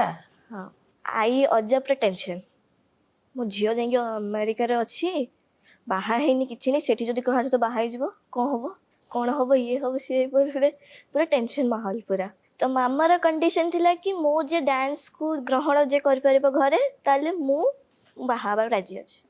ଯଦି କେହି ଡ୍ୟାନ୍ସରେ ଇଏ କରିବେନି, ତାହେଲେ ମୁଁ ବାହା ହେବିନି। ମୁଁ ଯେମିତି ମୋର ସେବା ଚାଲିଛି, ମୁଁ ସେବା କରି ହିଁ ଚାଲିବି। ତ ବହୁତ ସାରା ଆସିଥିଲେ, ମାନେ ମାମାକୁ ଦେଖି ପ୍ରସ୍ତାବ ବହୁତ ଆସିଲା। ସମସ୍ତେ କହିଲେ କି ନାଇଁ, ନାଚ ଆଲାଉ ନାହିଁ, ଆଉ ସବୁ ଠିକ୍ ଅଛି। ଆଉ କିଛି ଜଣ କହିଲେ ହଁ ନାଚିପାରିବ ଯେହେତୁ, କିନ୍ତୁ ଏତେ ନୁହେଁ, ଆମେ ତାକୁ ଏତେ ମାନେ ଆଜ୍ ଏ କ୍ୟାରିୟର ଉପରେ ଆଜ୍ ଏ ଇଏ କରିବେନି। ତ ସିଏ ପୁରା ଗିଭ୍ ଅପ୍ କରିଦେଲା। ସିଏ ତ ସେଇଠି ଭଲ ହେଇଯାଇଥିଲା। ତାପରେ ହଠାତ୍ ଆଈ ମାମାକୁ ଫୋନ୍ କଲେ, କାନ୍ଦି କାନ୍ଦିକି ପୁରା। ମୁଁ କହିଲି ଝିଅ ପଳେଇଆ, ତୁ ବାହା ହେଇଯିବୁ କେଉଁଠି କାହା ସହିତ, କ'ଣ ହେଇଯିବ, କ'ଣ ପଳେଇଆ, ମାନେ ଆମେ ଗୋଟେ ପ୍ରସ୍ତାବ ଦେଖିଦେଇଛୁ। ମାମା କିଛି ନ ଭାବି ତାକୁ ପଚାରେ ନାଚ ଆଲାଉ ତ? ସେମାନେ ପୁରା ରାଜି ଅଛି, ତୁ ପଳେଇଆ, ଇଣ୍ଡିଆକୁ ପଳେଇଆ। ମାମା ଫାଇନାଲି ଇଣ୍ଡିଆକୁ ଆସିଲେ। 2 ଜଣ ଦେଖା ଦେଖି ନାହିଁ, ଡାଇରେକ୍ଟ ବାହାଘର ହେଲେ, ମ୍ୟାରେଜ୍ ହେଲା, ସବୁ ହେଲା। ସେଇଠୁ ହିଁ ବାବାଙ୍କ ସହିତ ଫାର୍ଷ୍ଟ ଟାଇମ୍ ଦେଖା, ଆଚ୍ଛା, ମାନେ ତା ବେଦିରେ। ଆଗରୁ କୋଉଠି ଦାସଗୁପ୍ତା ବାବୁଙ୍କୁ ଦେଖିନାହାନ୍ତି? ମୁଁ ହେଲା ଆଚ୍ଛା, ଏଇଠି ଯୋଉ କହିଲେ ଯେ ଆପଣଙ୍କ ମା ଆସି କହିଲେ ଅଜା ଆଈ ଭାରି ବ୍ୟସ୍ତ ହଉଥିଲେ ବାହାଘର ପାଇଁ, ଆଜ୍ଞା, ଦେବଦାସୀ ମାନଙ୍କର ବାହାଘର ନା ହୁଏନି। एक्चुअली कौन कि सेतेବେଳେ ମୁଁ ଯେତେବେଳେ ରଜାଙ୍କ ପାଖକୁ ଯାଇଥିଲି ମନ୍ଦିର ଆଡମିନିଷ୍ଟ୍ରେଟର ପାଖକୁ ଯାଇଥିଲି ସମସ୍ତଙ୍କ ପାଖକୁ ଯାଇଥିଲି ଯେତେବେଳେ ମାହାରୀ ହବ ବୋଲି ପାଇଁକା ମତେ ଶାଶୁମଣି ନେଇକି ଗଲେ ସେତେବେଳେ ସେମାନେ ଡାଇରେକ୍ଟ ମନା କରିଦେଲେ ଆପଣ ଏମିତି କରିପାରିବେ କିନ୍ତୁ ଆମେ ଆପଣଙ୍କୁ ରେକଗ୍ନାଇଜ ଦେଇପାରିବୁ ଆପଣ ଯାଆନ୍ତୁ ନାଚନ୍ତୁ ଯାହା କରୁଛନ୍ତି କରନ୍ତୁ ଯେମିତି ଆମର ଗୋଟେ ସିଷ୍ଟମାଟିକରେ ଥିଲା ଯେ ମାହାରୀ ମାନଙ୍କୁ ଖେଇ ଦିଆଯାଏ ମାହାରୀ ମାନଙ୍କୁ ରହିବା ପାଇଁ ଦିଆଯାଏ ଖାଇବା ସବୁ ଦିଆଯାଏ ସେତେବେଳକୁ ଶଶୀମଣିଙ୍କର ଘର ଦ୍ୱାରା ଆଉ କିଛି ନଥିଲା ସେ ଜଣଙ୍କ ଘରେ ଯାଇକି ରହୁଥିଲେ ସେଇଠୁ ମାନେ ମୋ ମନ ଭିତରେ ଭାରି ଦୁଃଖ ଆସିଥିଲା ଦେଖନ୍ତୁ ଜଗନ୍ନାଥଙ୍କର ଯେ ସେବା କରିକି ସାରା ଜୀବନ ସେ ରହିଗଲେ ତାଙ୍କ ଘର ଦ୍ୱାର ସମସ୍ତେ ସବୁ ନେଇଗଲେ କିଛି ରହିଲାନି ସେ ପର ଦ୍ୱାର ପଡିକିରି ମାନେ ଯୋଉ କଷ୍ଟଟା ମାନେ ସେଟା ମୁଁ ମେହସୁସ କରି ମୁଁ ଭଲ ମାରିବେ ଦେଖିଛି ତ ମୋ ମନ ଭିତରେ ରହିଲା ମୁଁ ତାଙ୍କୁ ଭଲରେ ପାଳନ ପୋଷଣ କରିକି ରହିବି ତାପରେ ସିଏ ମତେ କାନ୍ଦିକି କହିଲେ ଦେଖ ଝିଅ ମୋର ଭାରି ଇଚ୍ଛା ମୋ ପରମ୍ପରା ରହୁ ବୋଲିକା କିନ୍ତୁ ମୁଁ ତ ଜଣଙ୍କ ଘରେ ଆସି ପଡିକି ଅଛି ତତେ କୋଉଠି ରଖିବି ତୁ ଏମିତି ଗୋଟେ ୟଙ୍ଗ ଝିଅଟେ କୋଉଠି ରଖିବି କଣ କରିବି ତାପରେ ମୁଁ କହିଲି ନାଇଁ ଠିକ ଅଛି ଯେହେତୁ ବନ୍ଦ ହେଇଗଲା ପରମ୍ପରା ଆଉ ହବନି ତ ମୁଁ କହିଲି ହଉ ମୁଁ ନାଚିବି ଆପଣଙ୍କୁ ସେବା କରିବି ଜଗନ୍ନାଥ ସେବା କରିବି ମୁଁ ରହିବି ପରେ ଯେହେତୁ 7ଟା ଭଉଣୀ ବାପା ମାଙ୍କର ବ୍ୟସ୍ତତା ଭିତରେ ସେମାନେ ବି ଚାହିଁଲେ ଗୋଟେ ଗୋଟେ ଝିଅଙ୍କୁ ବାହା କରିବେ ଆଉ କେତେ ସେମାନଙ୍କୁ ବୟସ ହେଲାଣି ନା ସେମାନେ ବି କଲେଣି ନା ମୋ ତଳ ଭଉଣୀ ଯିଏ ତାକୁ ଗୋଟେ ଭଲ ପ୍ରସ୍ତାବ ଆସିଲା ବାହାଘର କରିଦେଲେ ଆଚ୍ଛା ଯେତେବେଳେ ବାହାଘର କରିଦେଲେ ସେତେବେଳେ ମୁଁ ଦେଖିଲି ଯେ ମୁଁ ଗୋଟେ ଶାନ୍ତି ପାଇଗଲି ଗୋଟେ ଯେତେ ଲୋକ କି ଗୋଟେ ବାହା ହେଇଗଲା ଉପରେ 3ଟା ବାହା ହେଇଯାଇଗଣି ତଳେ ବି ଗୋଟେ ବାହା ହେଇଗଲା 4ଟା ବାହା ହେଇଗଣି ମୁଁ ଗୋଟେ ରହିଲି ଆଉ 2ଟା ରହିଲେ କରିବି ତାପରେ ମୁଁ ସେତେବେଳେ ଆମେରିକା ପଳେଇଲି ତାପରେ ମତେ ବି ଆଉ ସେତେବେଳେ ମୋର ଆମେରିକା କଣ ପାଇଁ ଯାଇଥିଲେ ଏମିତି ପ୍ରୋଗ୍ରାମରେ ଆଚ୍ଛା ପ୍ରୋଗ୍ରାମ ଯାଇଥିଲି ରହିଗଲେ ଏ ମାହାରୀ ନାଚିବା ପାଇଁକା ରହିଗଲେ ସେଠି ହଁ ସିଏ ବି ଗୋଟେ ଇଣ୍ଟରେଷ୍ଟ ମୁଁ ମାହାରୀ ନାଚିବାକୁ ମତେ ଡାକିଲେ ମୁଁ ଗଲି ମାହାରୀ ନାଚିଲି ସେଠି ନାଚ ଦେଖିଲା ପରେ ସମସ୍ତେ ଭାରି ଖୁସି ହେଇଗଲେ ସେମାନେ କହିଲେ କି ଆପଣ ଏତେ ଭଲ କରୁଛନ୍ତି ଆମେ ଏଇଠି ପ୍ରଚାର କରିବା ଆଚ୍ଛା ଆପଣ ଏଠି ରହିଯାଆନ୍ତୁ ଆମେ ବହୁତ ଭଲ ଷ୍ଟୁଡେଣ୍ଟ ଦବୁ କ୍ଲାସ୍ କରିବା ରହିବା ମୁଁ କଣ କଲି ସେଠି ରହିକି କଣ କଲି ପୁରା ଭଲ କ୍ଲାସ୍ ହେଲା ବଢିଆ ନାଚ ହେଲା ମତେ ଖାଲି କଷ୍ଟ ହଉଥାଏ କଣ ମୁଁ ଟିକେ ଖାଇବାର ମୋର ବହୁତ ପ୍ରୋବ୍ଲେମ ତ ମୁଁ ଯୋଉ ଭେଜିଟେରିଆନକୁ ତାପରେ ବଏଲ ମାନେ ସବୁ ସିଝା ସିଝି ଖାଇବାକୁ ଭଲ ପାଏ ମୋର ଏଇ ଯୋଉ ବଘରି ଏସବୁ ଯୋଉ କିଛି ଖାଇପାରେନି ମତେ ଟିକେ ସବୁ ଏଇ ସବୁ ଜିନିଷ ଖାଇବା ଭଲ ପାଏ ତଥାପି ମୁଁ ଆଡଜଷ୍ଟ କରି ରହିଲି ତାପରେ ବାପା ମାଙ୍କର ମନ ଦୁଃଖ ଯାହା ବି ହେଲେ ସାନ ଝିଅ ବାହା ହେଲା ବଡ ବାହା ହଉନି ଲୋକ ଲୋଚନରେ ଆପଣ ଜାଣିଥିବେ ଟୁପର ଟାପର ଇଏ କଲା ସିଏ କଲା ରୋଜଗାର କରିକି ବାପା ମାଙ୍କୁ ପୋଷେଇବ ବୋଲି ଯାଇଛି ଇଏ କରୁଛି ଏ ସବୁ ଇତିହାସ ଗପିଲେ ଯେମିତି ତାପରେ ମା କହିଲା ଆମେ ସବୁ ଠିକ କରିଛୁ ତୁ କଣ କହୁଛୁ ମୁଁ କହିଲି ମୋର କିଛି କହିବାର ନାହିଁ ଯଦି ତମେ ରାଜି ଅଛ ସବୁ ଅଛ କିନ୍ତୁ ଆପଣ ଏଇଠି ମୁଁ ଗୋଟେ କହିବି ମୋ ଶାଶୁ ଶ୍ୱଶୁର ମୋ ଶାଶୁ ସେତେବେଳେ କଲିକତାର ଝିଅ ସିଏ ମାନେ ମୁଁ ବେଙ୍ଗୁଲି ଘରେ ବାହା ହେଇଛି ବେଙ୍ଗୁଲି ବ୍ରାହ୍ମଣ ଏଙ୍କର ବି ଜଗନ୍ନାଥ ମନ୍ଦିର ସେବା କଣ ଏମାନେ ବୈଦ୍ୟ ଯୋଉ ଜଗନ୍ନାଥଙ୍କୁ ଜର ହୁଏ ଯୋଉ ଆମର ମୋଦକଟା ତିଆରି ହୁଏ ଔଷଧ ଏଙ୍କ ଘରୁ ଯାଉଥିଲା ଆଚ୍ଛା ହଁ ମାନେ ପୁରୀରେ ହଁ ପୁରୀରେ ବସ ପୁରୀରେ ଏଙ୍କର ସବୁ ହଁ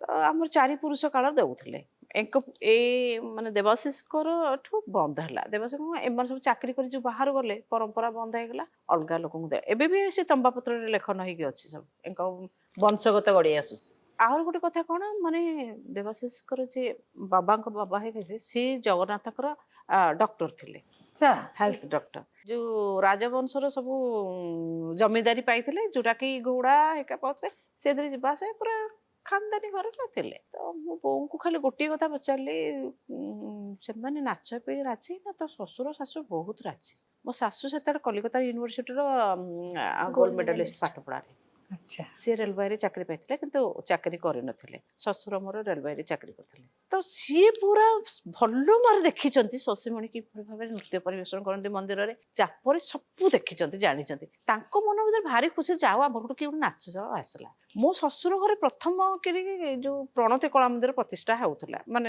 ନୃତ୍ୟ କ୍ଲାସ ସେଠି ଚାଲିଥିଲା ଏଙ୍କର ଯେହେତୁ ରାଜବଂଶର ମାନେ ବନାରସରୁ ବାଇଜି ମାନେ ଆସିକି ନୃତ୍ୟ ପରିବେଷଣ କରୁଥିଲେ ଏଙ୍କ ଘରେ ତ ସବୁକୁ ମାନେ ଜଗନ୍ନାଥ ଖଞ୍ଜି ଦେଲେ କହିଲେ ଆଉ କିଛି ଚିନ୍ତା କଲେନି ସବୁ ଡେଟ୍ ସବୁ ଫିକ୍ସ ହେଇକି କାର୍ଡ ବଣ୍ଟା ଯାଇଛି ଖାଲି ଝିଅ ଆସିଲା ବେଦରେ ବସିଲା ବାହାଘର ହେଇଗଲା ତାପରେ ଶାଶୁ ଶ୍ୱଶୁରଙ୍କର ବାହାଘର 7 ମଙ୍ଗଳା ହେଇନି ମାନେ ମୁଁ 2004ରେ ବାହାଘର ହେଲା ଡିସେମ୍ବର ମାସ 9 ତାରିଖରେ ଜାନୁଆରୀ 5 ତାରିଖ ଦିନ ମାସେ ବାହାଘର ହବ ଜାନୁଆରୀ 5 ତାରିଖ ଦିନ ମୋର ଆସିଲା ଦୂରଦର୍ଶନରେ ଗ୍ରାଡୁଏସନ ପରୀକ୍ଷା ଦେବା ପାଇଁକା ବାବା ଚିଠି ଆଣିକି ଆସିଲେ ଆଉ ତୁ ପରୀକ୍ଷା ଦେବୁ କଣ ଗ୍ରାଡୁଏସନ ଆସିଛି କେବେ 5 ତାରିଖରେ ଗାଡି ବୁକିଂ କରି ସବୁ କରି ଶାଶୁ ଶ୍ୱଶୁର ଯୋଉ ବର ସମସ୍ତେ ସାଙ୍ଗ ହେଇକି ଗଲୁ ଦୂରଦର୍ଶନରେ ପରୀକ୍ଷା ଦେବା ପାଇଁକା ସେ କହିଲେ କି ବାପା ମାଙ୍କୁ ଆଲାଉ ନାହିଁ, ଆପଣ ଏଠି ବସନ୍ତୁ, ବୋହୂ ପରୀକ୍ଷା ଦେବ ଦେଖିବେ। ବାବା ମା ବସିଲେ, ଇଏ ତାଙ୍କର ସେ ବୁଲିଲେ, ମୁଁ ଗଲି ପରୀକ୍ଷା ଦେବା ପାଇଁ। ସେଠି ଜଣେ କ୍ୟାମେରାମ୍ୟାନ୍ ଆସିକି କହିଲେ ଆପଣ କାହାକୁ ଖୋଜୁଛନ୍ତି? କହିଲେ ନାଇଁ ନା କାହାକୁ ଖୋଜୁଛନ୍ତି, ମୋ ବୋହୂ ନାଚୁଛି ବା। ସିଏ ଆଉ ବୁଝିପାରିଲେନି, ଏମିତି ବାବା ମାଙ୍କୁ ଅନେଇଲା, କହିଲା କି ଆପଣଙ୍କ ବୋହୂ ନାଚୁ ନା ଆପଣଙ୍କ ବୋହୂ ନାଚୁଛି ଆପଣ ଦେଖିବାକୁ କହିଛନ୍ତି? ନା ହଁ ସେ ପରୀକ୍ଷା ଦେବା, ଆମେ ଦେଖିବା, ଆମେ ତାକୁ ସପୋର୍ଟ କରିବୁ ନା, ଆମେ ଆସିଛୁ ସପୋର୍ଟ କରିବାକୁ। ଆପଣଙ୍କୁ ଆଗ ନମସ୍କାର କରିବା କଥା ନା, କାହିଁକି ନା ଆଜିକା ଡେଟ୍ରେ ଏମିତି ଶାଶୁ ଶ୍ୱଶୁର ଅଛନ୍ତି। ଇଏ କହିଲେ ଯେ ସେଇଥିପାଇଁ କେତେ ଆମ ଦେଶ ଆଗୁନି, ଶ୍ୱଶୁର କହୁଛନ୍ତି ସେ ଲୋକ। ମାନେ ମୁଁ ହସି ହସି ପୁରା ଗଡ଼ିଗଲି, ମତେ ଆସିକି ଦେଖେଇଲେ ସେ ଲୋକକୁ ଡାକିକିରି। ତ ମାନେ ଜଗନ୍ନାଥ ସବୁ ଜିନିଷ ଠିକ ସେ ଖଞ୍ଜିଛନ୍ତି, ସବୁ କରିଦେଇଛନ୍ତି। ଦୁଃଖ ପରେ ତ ସୁଖ ଗୁଡ଼ା ଆସେ। ସେ ବହୁତ ସୁନ୍ଦର ଭାବରେ ଆପଣଙ୍କ ଝିଅ ଓଡ଼ିଶୀ ସାଙ୍ଗରେ ଲୋକନୃତ୍ୟ ବି ସେ କରନ୍ତି, ଆପଣ ବି କରନ୍ତି ଲୋକନୃତ୍ୟ ନା? ମୁଁ ସବୁ ନୃତ୍ୟ ଜାଣିଛି ଆଜ୍ଞା। ମାନେ ଆପଣ ବିଶ୍ୱାସ କରିବେନି, କାହିଁକି ଆମର ଯୋଉ ଓଡ଼ିଶୀ ନୃତ୍ୟ ଆମେ ପରୀକ୍ଷା ଦଉ, ଭାରତ ବର୍ଷରେ ଯେତେ ଲୋକନୃତ୍ୟ ଅଛି ତାକୁ ଆମେ ପଢିକି ଦେବାକୁ ପଡେ। ଆଚ୍ଛା, ଓଡ଼ିଶା ଭିତରେ ଯେତେ ଲୋକନୃତ୍ୟ ଅଛି ତାକୁ ବି ପଢିବାକୁ ପଡେ। କେମିତି ଦିଟାକୁ ସଂଯୁକ୍ତ କରିବା, ମାନେ ଯୋଉ ସବୁ ନୃତ୍ୟ ଶିଖିବାକୁ ପଡେ ବୋଲି ଆପଣ କହିଲେ ପରୀକ୍ଷା ଦେବା ହଁ, ପାଇଁ, କାହିଁକି କହୁଛି, କେମିତି ମାନେ ସଂଯୁକ୍ତ ହଁ କରିବା? ଓଡ଼ିଶୀ ନୃତ୍ୟ ଲୋକନୃତ୍ୟ କଣ କହୁଛି, ଆମେ ଯୋଉ ଥିଓରିକାଲ ନଲେଜ ଆମକୁ ପଢିବାକୁ ପଡିବ। ସପୋଜ ମୁଁ ଗୋଟେ ଆଜି ମୁଁ ବମ୍ବେ ୟୁନିଭର୍ସିଟି ଯୋଉ ଅଖିଳ ଭାରତୀୟ ଗାନ୍ଧୀଧର ଗୋଟେ ଏକ୍ସାମିନର ଅଛି, ଆମର ସେଠି ଯୋଉ ସିଲାବସ୍ ଅଛି, ସିଲାବସରେ ପୁରା ପରଫେକ୍ଟ ଲେଖା ହେଇଛି। ପ୍ରତ୍ୟେକ ଲୋକନୃତ୍ୟ ସହିତ ଆପଣ ଯୋଉ ମାନେ ପରୀକ୍ଷା ଦଉଛନ୍ତି ତାଙ୍କୁ ବି ଆପଣ ପଚାରିବେ, ନୃତ୍ୟ କରେଇକି ଦେଖେଇବେ। ତ ଆମକୁ ନିଶ୍ଚିତ ଭାବରେ ପଢେଇବାକୁ ପଡିବ। ଆମେ ଯେହେତୁ ଗୋଟେ ଏକ୍ସାମିନର ହେଇଛୁ, ଖାଲି ଓଡ଼ିଶୀ ନାଚିଦେଲେ ହବନି, ଖାଲି ମାହାରୀ ନାଚିଦେଲେ ହବନି। ଆପଣ ପ୍ରତ୍ୟେକ ଜିନିଷ ଲୋକନୃତ୍ୟ ଉପରେ ଜ୍ଞାନ ରହିବାର ଅଛି, ତାର ବିଷୟ ପରିପଟ ଉପରେ ଜ୍ଞାନ ରହିବାର ଅଛି। ଭାରତ ବର୍ଷରେ ଲୋକନୃତ୍ୟ କିପରି ଭାବେ, ଭାଙ୍ଗଡ଼ା କିପରି ନାଚୁଛନ୍ତି, କାହିଁକି ଗୋଡ଼, ତାଙ୍କ ଲୋକନୃତ୍ୟ କ'ଣ, ଆମକୁ ସବୁ ଜାଣିବାକୁ ପଡ଼ିବ। ହୁଏତ ଆମେ ପରଫର୍ମାନ୍ସ ନ କରିପାରୁ, କିନ୍ତୁ କିଛି ତ ଆମକୁ ଜ୍ଞାନ ଆହରଣ କରିବ, ଯୋଉଟାକୁ ଆମେ ଆଗକୁ ନେଇକି ଯିବାକୁ ପଡ଼ିବ। ତ ସେଇଥିପାଇଁକା ପ୍ରାୟ ଜିନିଷ ଆମେ ଜାଣିବାକୁ ବହୁତ ଭଲ ଲାଗେ। ଆଉ ବହୁତ ଜିନିଷ ଅଛି ଲୋକଲୋଚନକୁ ବି ଆସିପାରୁନି, ତାକୁ ଆମେ କ'ଣ ଏଇ ସୋସିଆଲ ମିଡ଼ିଆ ଉପରେ ଏଇ ଆଜିକା ଡେଟ୍ରେ ଆପଣ ଦେଖନ୍ତୁ, ସେତେବେଳେ ଆମର ବେଳେ କିଛି ନଥିଲା। ଆମେ ଗୋଟେ ଗୋଟେ ପାହାଞ୍ଚ ଚଢ଼ିକିରି ଆଜି ଏତିକି ଆଗିକି ଆସିଲୁ। ସେତେବେଳେ ଯୋଉ ସୋସିଆଲ ମିଡ଼ିଆ ଥାନ୍ତା, ଆମେ କୋଉଠି ଥାନ୍ତୁ ବିଶ୍ୱାସ କରିପାରିବେନି। ନାଇଁ କିଛି ନେଗେଟିଭ ବି ହେଇଥାନ୍ତା, ଏତେବେଳକୁ ସୋସିଆଲ ମିଡ଼ିଆ ଆଉ କ'ଣ କ'ଣ ସତ କରିଦେଇଥାନ୍ତା। କଥା, କ'ଣ ହେଇଥାନ୍ତା। ତ ସେଇଥିପାଇଁକା ଆପଣ ଦେଖନ୍ତୁ, ଆଜି ମତେ ଆପଣ ଡାକିବାର କାରଣଟା ଆପଣ ଜାଣିଥିବେ, କିନ୍ତୁ ମୋ ମନ ଭିତରେ ଯୋଉ ଉଙ୍କୁରି ମାରୁଛି, ମୁଁ ଏଇଥିପାଇଁ କହୁଛି ଯେ ମୁଁ ଏଇଥିପାଇଁ ବହୁତ ଖୁସି ଯେ ଆପଣଙ୍କ ମାଧ୍ୟମରେ ମାହାରୀ ନୃତ୍ୟଟା କେତେ ପ୍ରଚାର ହେଇଯିବ, କେତେ ଲୋକଲୋଚନକୁ ଯିବ। ଭରି ଲୋକ ଜାଣିନାହାନ୍ତି ମାହାରୀ ଦେବଦାସୀର ଅର୍ଥ କ'ଣ। ଦେବତାଙ୍କର ଆଦେଶରେ ଯୋଉମାନେ ନୃତ୍ୟ କରନ୍ତି, ଯିଏ ଫୁଲ ତୋଳେ, ଯିଏ ଆପଣ ବି ଗୋଟେ ଦେବଦାସୀ ହେଇପାରିବେ, ଆପଣ ବି ଗୋଟେ ଦେବଦାସୀ। କାହିଁକି ଆପଣ ସକାଳୁ ଉଠିଲେ ଭଗବାନଙ୍କୁ ପୂଜା କରୁନାହାନ୍ତି, ଆପଣ ସକାଳୁ ଉଠିଲେ ମୁଣ୍ଡିଆ ମାରୁନାହାନ୍ତି, ଆପଣଙ୍କର ଇଚ୍ଛା ହୁଏନି ମୋ ଦେହ ଏମିତି ଟିକେ ସଜେଇ ହୁଅନ୍ତେ, ତ ଆପଣ ଗୋଟେ ଦେବଦାସୀ। କିନ୍ତୁ ମାହାରୀ କାହିଁକି କୁହାଯାଇଛି, ଯେହେତୁ ସେ ଜଗନ୍ନାଥଙ୍କୁ ବିବାହ କରୁଥିଲେ, ଯେହେତୁ ଜଗନ୍ନାଥଙ୍କ ସ୍ତ୍ରୀ। ଭାରତ ବର୍ଷରେ, ଭାରତ ବାହାରେ ବି, ପୃଥିବୀରେ ସମସ୍ତେ ଦେବଦାସୀ ହେଇପାରିବେ, କିନ୍ତୁ ମାହାରୀ କିଏ ହେଇପାରିବେ? କେବଳ ଜଗନ୍ନାଥଙ୍କ ସଂସ୍କୃତି ପରମ୍ପରା ଐତିହ୍ୟ ଅନୁସାରେ ଯିଏ ଜଗନ୍ନାଥକୁ ବିବାହ କଲା ସେ କେବଳ ମାହାରୀ। ଲୋକେ କିନ୍ତୁ ଆଜି ପର୍ଯ୍ୟନ୍ତ ଏଇ ଜିନିଷ ବି ଜାଣିନଥିବେ। ନା, ସାଧାରଣ ଲୋକ କେମିତି ଜାଣିବେ? କେବେ ଜାଣିନଥିବେ। ଆପଣମାନେ ମୋ ୟୁଟ୍ୟୁବ୍ ଚ୍ୟାନେଲକୁ ଲାଇକ୍ କରନ୍ତୁ, ସବସ୍କ୍ରାଇବ୍ କରନ୍ତୁ, ସେୟାର କରନ୍ତୁ। ବହୁତ ଭଲ ଭଲ ଜିନିଷ ଆପଣମାନେ ଦେଖିପାରିବେ। ଆଗାମୀ ଦିନରେ ଆମର କଳା ସାହିତ୍ୟ ସଂସ୍କୃତିକୁ ନେଇ ଆହୁରି ବହୁତ ସୁନ୍ଦର ସୁନ୍ଦର ଜିନିଷ ଆସୁଛି ମୋର ଏଇ ୟୁଟ୍ୟୁବ୍ ଚ୍ୟାନେଲରେ। ଜଗନ୍ନାଥଙ୍କ ମନ୍ଦିରରେ କ'ଣ କ'ଣ ସେବା ଆପଣଙ୍କ ମାନେ କରିପାରନ୍ତି ଆପଣମାନେ? ଜଗନ୍ନାଥଙ୍କ ମନ୍ଦିରରେ ମାହାରୀ ମାନଙ୍କର ଯୋଉ ସେବା ଅଛି, ଆପଣ 12 ମାସରେ 13 ପର୍ବ, ଆଜ୍ଞା, ଚନ୍ଦନ ଯାତ୍ରାରେ ଆପଣଙ୍କର ଯୋଉ 42 ଦିନ ଭିତରେ ସେବା, 21 ବାହାର ସେବା, ବାହାର ଯୋଉ ସେବା ହୁଏ, ମାହାରୀ ମାନେ ମେଳ ନୃତ୍ୟ କରି ଯାଉଥିଲେ। ସେତେବେଳେ ଗ୍ରୁପ ଡାନ୍ସ ଥିଲା, ସେତେବେଳେ ବି ମେଳ ନୃତ୍ୟ ଥିଲା, ସେତେବେଳେ ବି ମେଳ ନୃତ୍ୟକୁ ନେଇକରି ଆଜି ଓଡ଼ିଶୀ ନୃତ୍ୟର ଗ୍ରୁପ ଡାନ୍ସ ହେଇଛି। ଆଚ୍ଛା, ତାକୁ ବି ଲୋକ ଜାଣିନଥିବେ। ଆପଣ ଯେତେ ବଡ଼ ବଡ଼ ଗୁରୁଙ୍କୁ ପଚାରନ୍ତୁ, ସେମାନେ ବି କହିପାରିବେନି। ଝୁଲଣ ବେଳେ ମାହାରୀ ମାନେ ବି ନୃତ୍ୟ ପରିବେଷଣ କରୁଥିଲେ, ସେଇଟା ବାହାର। ତାପରେ ହେରା ପଞ୍ଚମୀରେ ଲକ୍ଷ୍ମୀଙ୍କ ସେବାରେ ପଟୁଆର ସେବାରେ ଯାଉଥିଲେ, ସେଠି ରାଗିକିରି ମୋ ସ୍ୱାମୀ ମତେ କାହିଁ ବୁଲେଇକି ନେଲା, ଭାଇ ଭଉଣୀକି ନେଲା, ଦେ ଭାଙ୍ଗେ, କଷିକି ଭାଙ୍ଗିଦେ, ଯାହା ହବ ପଛେ ଆମେ ତମ ପଛରେ, ଆମେ ବି ଯୋଉ କହନ୍ତନି ହଁ ଭାଙ୍ଗ ଭାଙ୍ଗ ଆମେ ଅଛୁ ଅଛୁ, ସିଏ ବି ଦେଖନ୍ତୁ ପୁରା ଦୈନନ୍ଦିନ ଅବସ୍ଥା। ତାପରେ ପୁଣି କ'ଣ, ଯେତେବେଳେ ଜଗନ୍ନାଥ ଆସିବେ ସବୁ ଜିନିଷ ନେଇକିରି ଭିତରକୁ, ଆଜି ମୁଁ କବାଟ ଖୋଲିବାର ନାହିଁ। ଯାହା ହୁଏ ଏପଟେ ଏମାନେ କହୁଥିବେ ଜମା ଖୋଲନି ଜମା ଖୋଲନି, ସେପଟେ ଦଇତା ମାନେ କହୁଥିବେ ଖୋଲିଦିଅ, ଯାହା ହେଲା ହେଲା, ଏବେ ଆଉ ଏତେ କହିଲାଣି, ସବୁ ତମ ପାଇଁକା ଆସିଛି, କିଛି ମୁଁ ନେବାର ନାହିଁ, ମୁଁ ନେବିନି କି ଖୋଲିବିନି ତ। ତାପରେ ଭାଇ କହିବେ ହଉ ଯାହା ହେଲା ହେଲା ଦେଢ଼ଶୁର ଯାଅ। ଭାଇ ପୁଅ କଣ କରିବ ବଡ଼ ଭାଇ କଥା ନ ଶୁଣିଲେ ନ ଶୁଣେ ଆଉ କବାଟ ଖୋଲିଲ ସେଇଠି ରସଗୋଲା ଦିଆଦି।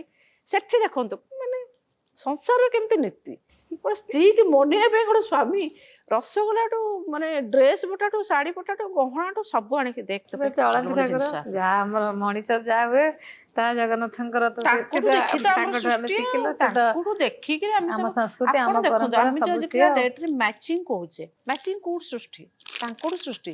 ଆମେ ସିନା କହୁନେ ସିଏ ହଳଦିଆ ବସ୍ତ୍ର ପିନ୍ଧିବାକୁ ଭଲ ପାଆନ୍ତି ଲାଲ ବର୍ଡର ଥିବା ପିଲା ଭଲ ପାଆନ୍ତି ମାହାରୀ ମାନେ କାଞ୍ଚୁଲା ଲାଲି ପିନ୍ଧିବାକୁ ଭଲ ପାଆନ୍ତି ହଳଦିଆ କାହିଁ ମୋ ସ୍ୱାମୀ ଯାହା ପିନ୍ଧେ ବୁଝିବେ ଯେତେ ଭଲ ବାସ୍ନା ଫୁଲ ସିଏ ଲଗେଇବାକୁ ଭଲ ପାଆନ୍ତି ତାଙ୍କ ସ୍ତ୍ରୀ ଯିଏ ମାହାରୀ ସିଏ ବି ସେଇ ବାସ୍ନା ଫୁଲ ଲଗେଇବାକୁ ଆପଣ ଦେଖିବେ ଆମେ ଚନ୍ଦନ ପାଟି ଏଇଠି ଲଗାଉ କାହିଁକି ଲଗାଉ ସେତେବେଳେ ଅତର ଫତର ଏକୁ ହିଁ ଲଗୁଥିଲେ ଆଜିକାଲି ପରିକା ପରଫ୍ୟୁମ୍ କିଛି ନଥିଲା ତାକୁ ଲଗେଇଲେ ଆପଣଙ୍କୁ ଯୋଉ ଦେହରୁ ଝାଳ ବାହାରିବ ସେ ଗନ୍ଧଟା ହବ ସେଟା ବାସ୍ନା ହବ କେତେ ମ୍ୟାଚିଂ ଭାବିଲେ କେତେ ରସିକ ଠାକୁର ସିଏ ସେ ଠାକୁରଙ୍କ ନାଁ ଧରିଲେ ସକାଳୁ ସଞ୍ଜ ପର୍ଯ୍ୟନ୍ତ ବେଶ ହଉଥିବେ ଖାଉଥିବେ ଡ୍ରେସ୍ ପାଲଟୁଥିବେ ୟାଠୁ ଗୋଟେ ଆମର ଆଉ ଗୋଟେ ଦେଖନ୍ତୁ ଆମର ବ୍ରାହ୍ମଣ ଘରେ କଣ ଭଗବାନଙ୍କର କଣ ଖାଇଲା ବେଳେ ଗୋଟେ ଅଲଗା ବସ୍ତ୍ର ପିନ୍ଧିକି ଖାଇବେ ସେଟା କାଢି ସାରିଲା ପରେ ଅଲଗା ଗୋଟେ ବସ୍ତ୍ର ପିନ୍ଧିବେ କିନ୍ତୁ ରାତିରେ ଶୋଇବା ଯାକେ ଶୋଇଲା କେତେ ବେଳେ ବି ପ୍ରକାର ଅଲଗା ବେଶ ହଉଥିବେ ସେ ସବୁ ସକାଳୁ ତ ରାତି ଯାକେ ତାଙ୍କର କେତେ ନୀତି କେତେ ଏବେ ଦେଖନ୍ତୁ ବେଶ ଯେହେତୁ କେତେ ପରିପାଟି ଏବେ ଯୋଉ ଶୀତ ଦିନ ଆସିଗଲା ସମସ୍ତେ ଘୋଡ଼ାରେ ରେଜେଇ ଉଡେଇ ଶୋଉଛନ୍ତି ସିଏ ବି ଭେଲଭେଟର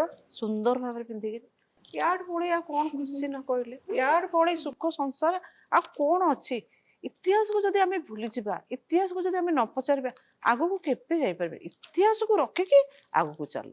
ଆପଣ ବହୁତ ଜଣ ଗୁରୁଙ୍କ ପାଖରୁ ଶିଖିଛନ୍ତି କାହାଙ୍କର ବେଶୀ ପ୍ରବେଶ ଆପଣଙ୍କ ନା ଭିତରେ? ମୁଁ ବହୁତ ଜଣଙ୍କ ପାଖକୁ ଶିଖିନି ଜମା ମୁଁ ଗୋଟିଏ ଗୁରୁ ମୋର ପଦ୍ମଶ୍ରୀ ପଙ୍କଜ ଚାରଣ ଯିଏକି ଓଡ଼ିଶାର ମାଇଲି ଖୁଣ୍ଟ ସିଏ ତାଙ୍କଠୁ ମୁଁ ଓଡ଼ିଶାର ପୁରା ସବୁ କିଛି ଶିଖିଛି। ଆଚ୍ଛା ଏଇ ଯୋଉ 4 ଜଣ ନାରୀ ମୋର ଥିଲେ ମହାନ ନାରୀ ହଁ। ଏଇ 4 ଜଣଠୁ ମୋ ମାହାରୀର ସବୁ ଶିଖିଛି ମୁଁ ଆଉ ଦ୍ୱିତୀୟ ତୃତୀୟ ଚତୁର୍ଥ କୁଆଡେ କିଏ ବେଶୀ ପ୍ରବେଶ କରିଛନ୍ତି ଆପଣଙ୍କ ଭିତରେ ବୋଲି ଆପଣ ଭାବନ୍ତି? ଆକ୍ଚୁଆଲି ସତ କହିବାକୁ ଗଲେ ମୋ ନନା ହଉଛନ୍ତି ଭଲ ଆର୍ଟିଷ୍ଟ ଗୋଟେ ମୁଁ ଆଚ୍ଛା ଏଇଟା ଜଣେଇନି ଆପଣଙ୍କୁ ସେତେବେଳେ ସବୁ ସାଇ ମାନଙ୍କରେ ସବୁ ଡ୍ରାମା ହୁଏ ଆପଣ ଜାଣିଥିବେ ଯାତ୍ରା ହୁଏ ହଁ ଡ୍ରାମା ହୁଏ ନାରଦ ଭୂମିକାରେ ସେ ବହୁତ ଭଲ ଆକ୍ଟିଂ କରନ୍ତି ଆଚ୍ଛା ଏତେ ସୁନ୍ଦର କରନ୍ତି ମାନେ କହିହବନି ସିଏ ଯେତେବେଳେ ନାରଦ ହେଇକିରି ସବୁ ଆକ୍ଟିଂ କରୁଥିଲେ ଆମେ ପିଲାବେଳେ ଛୋଟ ଛୋଟ ଛୁଆ ଯୋଉ ମସିଣା ପାରିକିରି ସେ ପେଣ୍ଡାଲ ତଳେ ସବୁ ପକେଇକି ବସନ୍ତି ଚକା ପକେଇକିରି ଗୋଟେ ଗୋଟେ ଏଇ ଯୋଉ ସେତେବେଳେ ତ ଆପଣ ଦେଖିଥିବେ ଯୋଉ କନାରେ କନ୍ଥାକୁ ଘୋଡେଇକିରି କନ୍ଥାକୁ ଘୋଡ଼େଇକିରି ଆମେ କନ୍ଥା ସେ ସମୟର ଘୋଡେଇକିରି ଲୋକ ଆମେ ବୁଝିପାରୁଛୁ ଏମାନେ ବୁଝିପାରିବେନି ଆଗକୁ ଆଉ କନ୍ଥା ଘୋଡେଇ ହେଇକିରି ଆମେ ନନାଙ୍କର ସେ ଦେଖୁ ସେଇ ଯୋଉ ବ୍ଲଡର ଜିନ୍ରୁ ନନାଙ୍କର ଆକ୍ଟିଂକୁ ସେଇଟା ବେଶୀ ଦେଖିକିରି ମୁଁ ଆପଣଙ୍କ ପ୍ରଭାବିତ ଭିତରେ ହେଇଛି। ସେଇଟା ବେଶୀ ବା ହଁ ତାପରେ ମୋ ଗୁରୁ ଯିଏ ପଦ୍ମଶ୍ରୀ ପଙ୍କଜ ଚରଣ ଦାସ ସିଏ ମତେ କହୁଛନ୍ତି କିନ୍ତୁ ବେଶୀ ମୁଁ ହରପ୍ରିୟ ଦେବଦାସଙ୍କଠୁ ଶଶୀମଣିଙ୍କ ସାଙ୍ଗରେ ମୁଁ ଏତେ ଜଡ଼ିତ ହେଇଗଲି ମୁଁ ତାଙ୍କ ପ୍ରଭାବିତରେ ଆଜି ଯୋଉ ସଙ୍ଗୀତ ନାଟକ ଏକାଡେମୀର ଗୋଟେ ମାହାରୀର ସମ୍ମାନରେ ସମ୍ମାନିତ ହେଲି ସେ ଯୋଉ ଗୋଟେ ମୂଳଦୁଆ ପାଇଲା ସେ ଯୋଉ ଗୋଟେ ଷ୍ଟାମ୍ପ ଲାଗିଲା ଆଜିକା ଡେଟ୍ରେ ଆଗ ପିଢ଼ି ପାଇଁକା ବହୁତ ସୁବିଧା ହେଇଯାଇଛି ସୁବିଧା ହେଇଗଲା ମୁଁ ଯୋଉ କଷ୍ଟ କରିକିରି ମାଟିରେ ଧାନଟା ବୁଣିଲି ସେ ଯୋଉ ଗଛଟା ହବ ସେ ଯୋଉ ଫଳଟା ବାହାରିବ ଏମାନେ ପାଇବା ପାଇଁକା ସୁବିଧା ଆପଣ ହେଇଯାଇଛି। ମାନେ କ୍ଷେତ୍ର ପ୍ରସ୍ତୁତ କରିଦେଇଛନ୍ତି। ଆଜ୍ଞା ପରବର୍ତ୍ତୀ ସମୟରେ ଆପଣ ଜଣେ ଗୁରୁ ଆପଣ ଜଣେ ସେବିକା ଆପଣ ପରୀକ୍ଷକ ମଧ୍ୟ ଏଇ ସବୁ ବିଭାଗରୁ ଏଣେ ଆପଣ ଜଣେ ନୃତ୍ୟଶିଳ୍ପୀ ନୃତ୍ୟ ଗୁରୁ ସବୁକିଛି କୋଉଟାରେ ବେଶୀ ଖୁସି ପାଉଛନ୍ତି? ମୁଁ ସବୁଠୁ ଭଲ ପାଇ ମୁଁ ନିଜେ ଯେତେବେଳେ ନୃତ୍ୟ ପରିବେଷଣ କରେ ସଂସାରରେ ହଜି ନୃତ୍ୟଶିଳ୍ପୀ ଯାଇପାରେ ଭାବରେ ହଁ ମୁଁ ନିଜେ ଗୋଟେ ନୃତ୍ୟଶିଳ୍ପୀ ହିସାବରେ ଭଲ ପାଏ ଆଉ ସଂସାରରେ ହଜିଯିବାକୁ ଭଲ ପାଏ ଯେତେବେଳେ ମୁଁ ମେକଅପ୍ ଲଗେଇ ଦେଇଛି ମୋ ସଂସାରରେ କେହି ନାହାନ୍ତି ନା ସ୍ୱାମୀ ନା ଛୁଆ ନା ପିଲା ନା ସେ ସଂସାର ନାହିଁ ପୁରାପୁରି ଭୁଲି ଯାହା ଯାଆନ୍ତି ପେଇଁକା ମୁଁ ବେଶଭୂଷା ହେଇଛି ଯାହା ପେଇଁକା ମୁଁ ସାରା ଜୀବନ ତା ପାଇଁକା ଉତ୍ସର୍ଗ ମୁଁ ତାକୁ ହିଁ ଭଲ ପାଏ ତାକୁ ହିଁ ସବୁ କରିବାକୁ ଭଲ ପାଏ ଆଚ୍ଛା ମୁଁ ଯଦି ସବୁବେଳେ ଆପଣଙ୍କୁ ଶିଳ୍ପୀ ପଚାରିବି ହିସାବରେ ରହିବାକୁ ଭଲ ପାଏ। ଯେ ଏମିତି କିଛି ଗୋଟେ ମୁହୂର୍ତ୍ତ କୁହନ୍ତୁ ଜଗନ୍ନାଥଙ୍କ ସହିତ ଆପଣଙ୍କର ଘଟିଛି ଯାହା ଅଭୁଲା।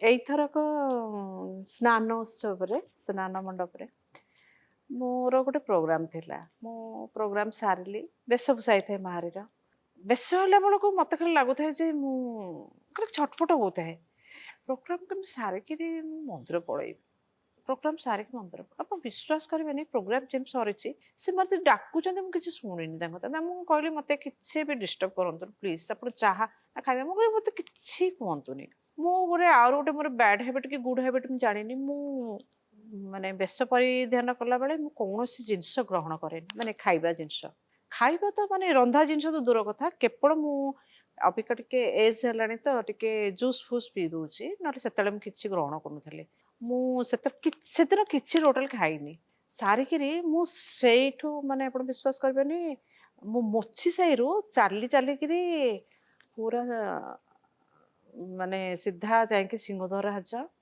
ମେନ୍ ଗେଟ୍ରେ କାହାକୁ ଛାଡ଼ିବନି ଯେହେତୁ ମୁଁ କଷ୍ଟ୍ୟୁମ୍ ପିନ୍ଧିଛି ମେନ୍ ଗେଟ୍ରେ ମୋ ଝିଅ ମୁଁ ମୋର ଭାଇର ଝିଅ ଆମେ 3 ଜଣ ବସେଇଥିଲୁ 3 ଜଣ ଆଗ ମେନ୍ ଗେଟ୍ ପଟେ ଯାଇକି ସିଧା ଯାଇକି ସ୍ନାନ ମଣ୍ଡପରେ ହାଜର ଜଗନ୍ନାଥ ବେଶ ହେଇଛନ୍ତି ମାନେ ତାର ଯୋଉ ଆନନ୍ଦ ତାର ଯୋଉ ଅଫୁଲା ସ୍ମୃତି ସେଠି ମତେ ସମସ୍ତେ ପଚାରୁଛନ୍ତି ମା ଆସିଲ ସେବା କରିବ ମା ଆସିଲ ସେବା କରିବ ମୁଁ କାହା କଥା ମୋ କାନରେ ବସି ପାରୁନି ମୁଁ ଖାଲି ସେ ଗୋଟିଏ ମାନେ ଏକା ଲୟରେ ତାଙ୍କ ପାଖରେ ଯାଇକି ମୁଣ୍ଡିଆ ମାରି ପୁରାପୁରି ଆମେ ଭୁଲି ଯାଇଛୁ ପୁରା ଆମେ ଅଛୁ ବୋଲିକା ଦୁନିଆରେ ପୁରା ମାନେ ଜଗନ୍ନାଥଙ୍କୁ ଦେଖିକି ସେଇ କଷ୍ଟ୍ୟୁମରେ ମାନେ ମୋ ମା ମୁଁ ମୋର ଭଉଣୀ ମାନେ ମୋ ମାମୁଙ୍କ ଝିଅ ପୁରା ଭୁଲି ଯାଇଛୁ ବୋଧେ ଆମେ କୋଉଠି ଅଛୁ ବୋଲିକା ଆମେ ମାନେ ଲାଗିଲା କି ଜଗନ୍ନାଥ ଆମେ 2 ଜଣ ଅଲରେଡି ପାଖାପାଖି ଅଛୁ ସମସ୍ତେ ଆମେ ଫାଇନାଲି ଆସିଲେ ସେବା କରିବାକୁ ଇଏ କରିବାକୁ ଆମେ ପୁରା ଭୁଲି ଯାଇଛୁ ମାନେ ଆମେ କଣ କିଏ ଅଛି ଆମ ଲୋକ ଆମ ସାମ୍ନାରେ ମାନେ ଭିଡ ମାନେ ଆପଣ ବିଶ୍ୱାସ ପୁରା କରିବେନି ଏତେ ଭିଡ ହେଇଛି ଆମେ ସମସ୍ତେ ମାନେ ହାତ ରଖି ଆଖି ବୁଜିକି ପୁରା ସେଇଠି ପରିକ୍ରମା କରି ସେଇଠି ନାଚିକିରି ସେଇଠି କରିକିରି ତାପରେ ସେ ଏତେ ତୁଳସୀ ଆଣିକି ମୋ ହାତରେ ଯେତେବେଳେ ଦେଇଦେଲେ ଆଉ ଗୋଟେ ଖଣ୍ଡୁଆ ପାଟ ଆଣିକିରି ଆପଣ ଜଗନ୍ନାଥ ମନ୍ଦିର ପ୍ରାୟ ଖଣ୍ଡୁଆ ପାଟ ମତେ ଦିଅନ୍ତି ସବୁ ଦଇତ ମାନେ ପୁରା ଗୀତ ଗୋବିନ୍ଦ ଲେଖା ହେଇଛି ହାତରେ ଯୋଉମାନଙ୍କର ମାନସିକ ଥାଏ ହାତରେ ଲେଖିକିରି ପକେଇଲେ ଧରିକିରି କିଛି ପ୍ରଭୁ ଦରକାର ନାହିଁ ମୋର ଏତିକି ମତେ ଦେଇଦିଅ ମୁଁ ସାରା ଜୀବନ ତମର ସେ ଦାସୀ ହେଇକି ରହିଯିବି ଆପଣ ଷ୍ଟେଜକୁ ଯିବା ଆଗରୁ ମାନେ କେମିତି ମାନସିକତା ଥାଏ ଆପଣଙ୍କର ସେଟା କହି ହୁଏନି କେମିତି ସେ ଥାଏ ସେ ପୁରା ହଜିଯାଏ ଆକ୍ଚୁଆଲି ମୁଁ ତ ମାନେ ଆପଣଙ୍କୁ କହୁଛି ମୁଁ ଭାବୁଛି ଯେ ମୁଁ କୋଉଠି ଅଛି ନିଜେ ବୁଝିପାରୁନି ମୁଁ ଏତେ ଯୋଉ ଗଡ ହେଇକିରି ଏତେ କଥା କହିଲିଣି ମତେ ଲାଗୁଛି ମତେ କିଛି ପ୍ରେରଣା ଦଉଛି ନା କଣ ମୁଁ ଏତେ କହୁଛି ମୁଁ ନିଜକୁ ନିଜେ ହଜିଯାଏ ବିଶ୍ୱାସ ହଜିଯାଏ ମତେ ଯଦି ଆପଣ ଆଜିକା ଡେଟରେ କହିବେ ଯେ ତୁ ସଂସାର ସବୁ ଛାଡିକି ସେଇଠି ଯାଇକି ରହିବି ମୁଁ ରହିଯିବି ମୋର କିଛି ନାହିଁ ମତେ କେବଳ ତାଙ୍କର 2ଟା ଆଖି ହିଁ ମୋର ସର୍ବସର୍ବା ତାଙ୍କୁ ଦେଖିକି ମୁଁ ଜୀବନ କଟେଇ ଦେବି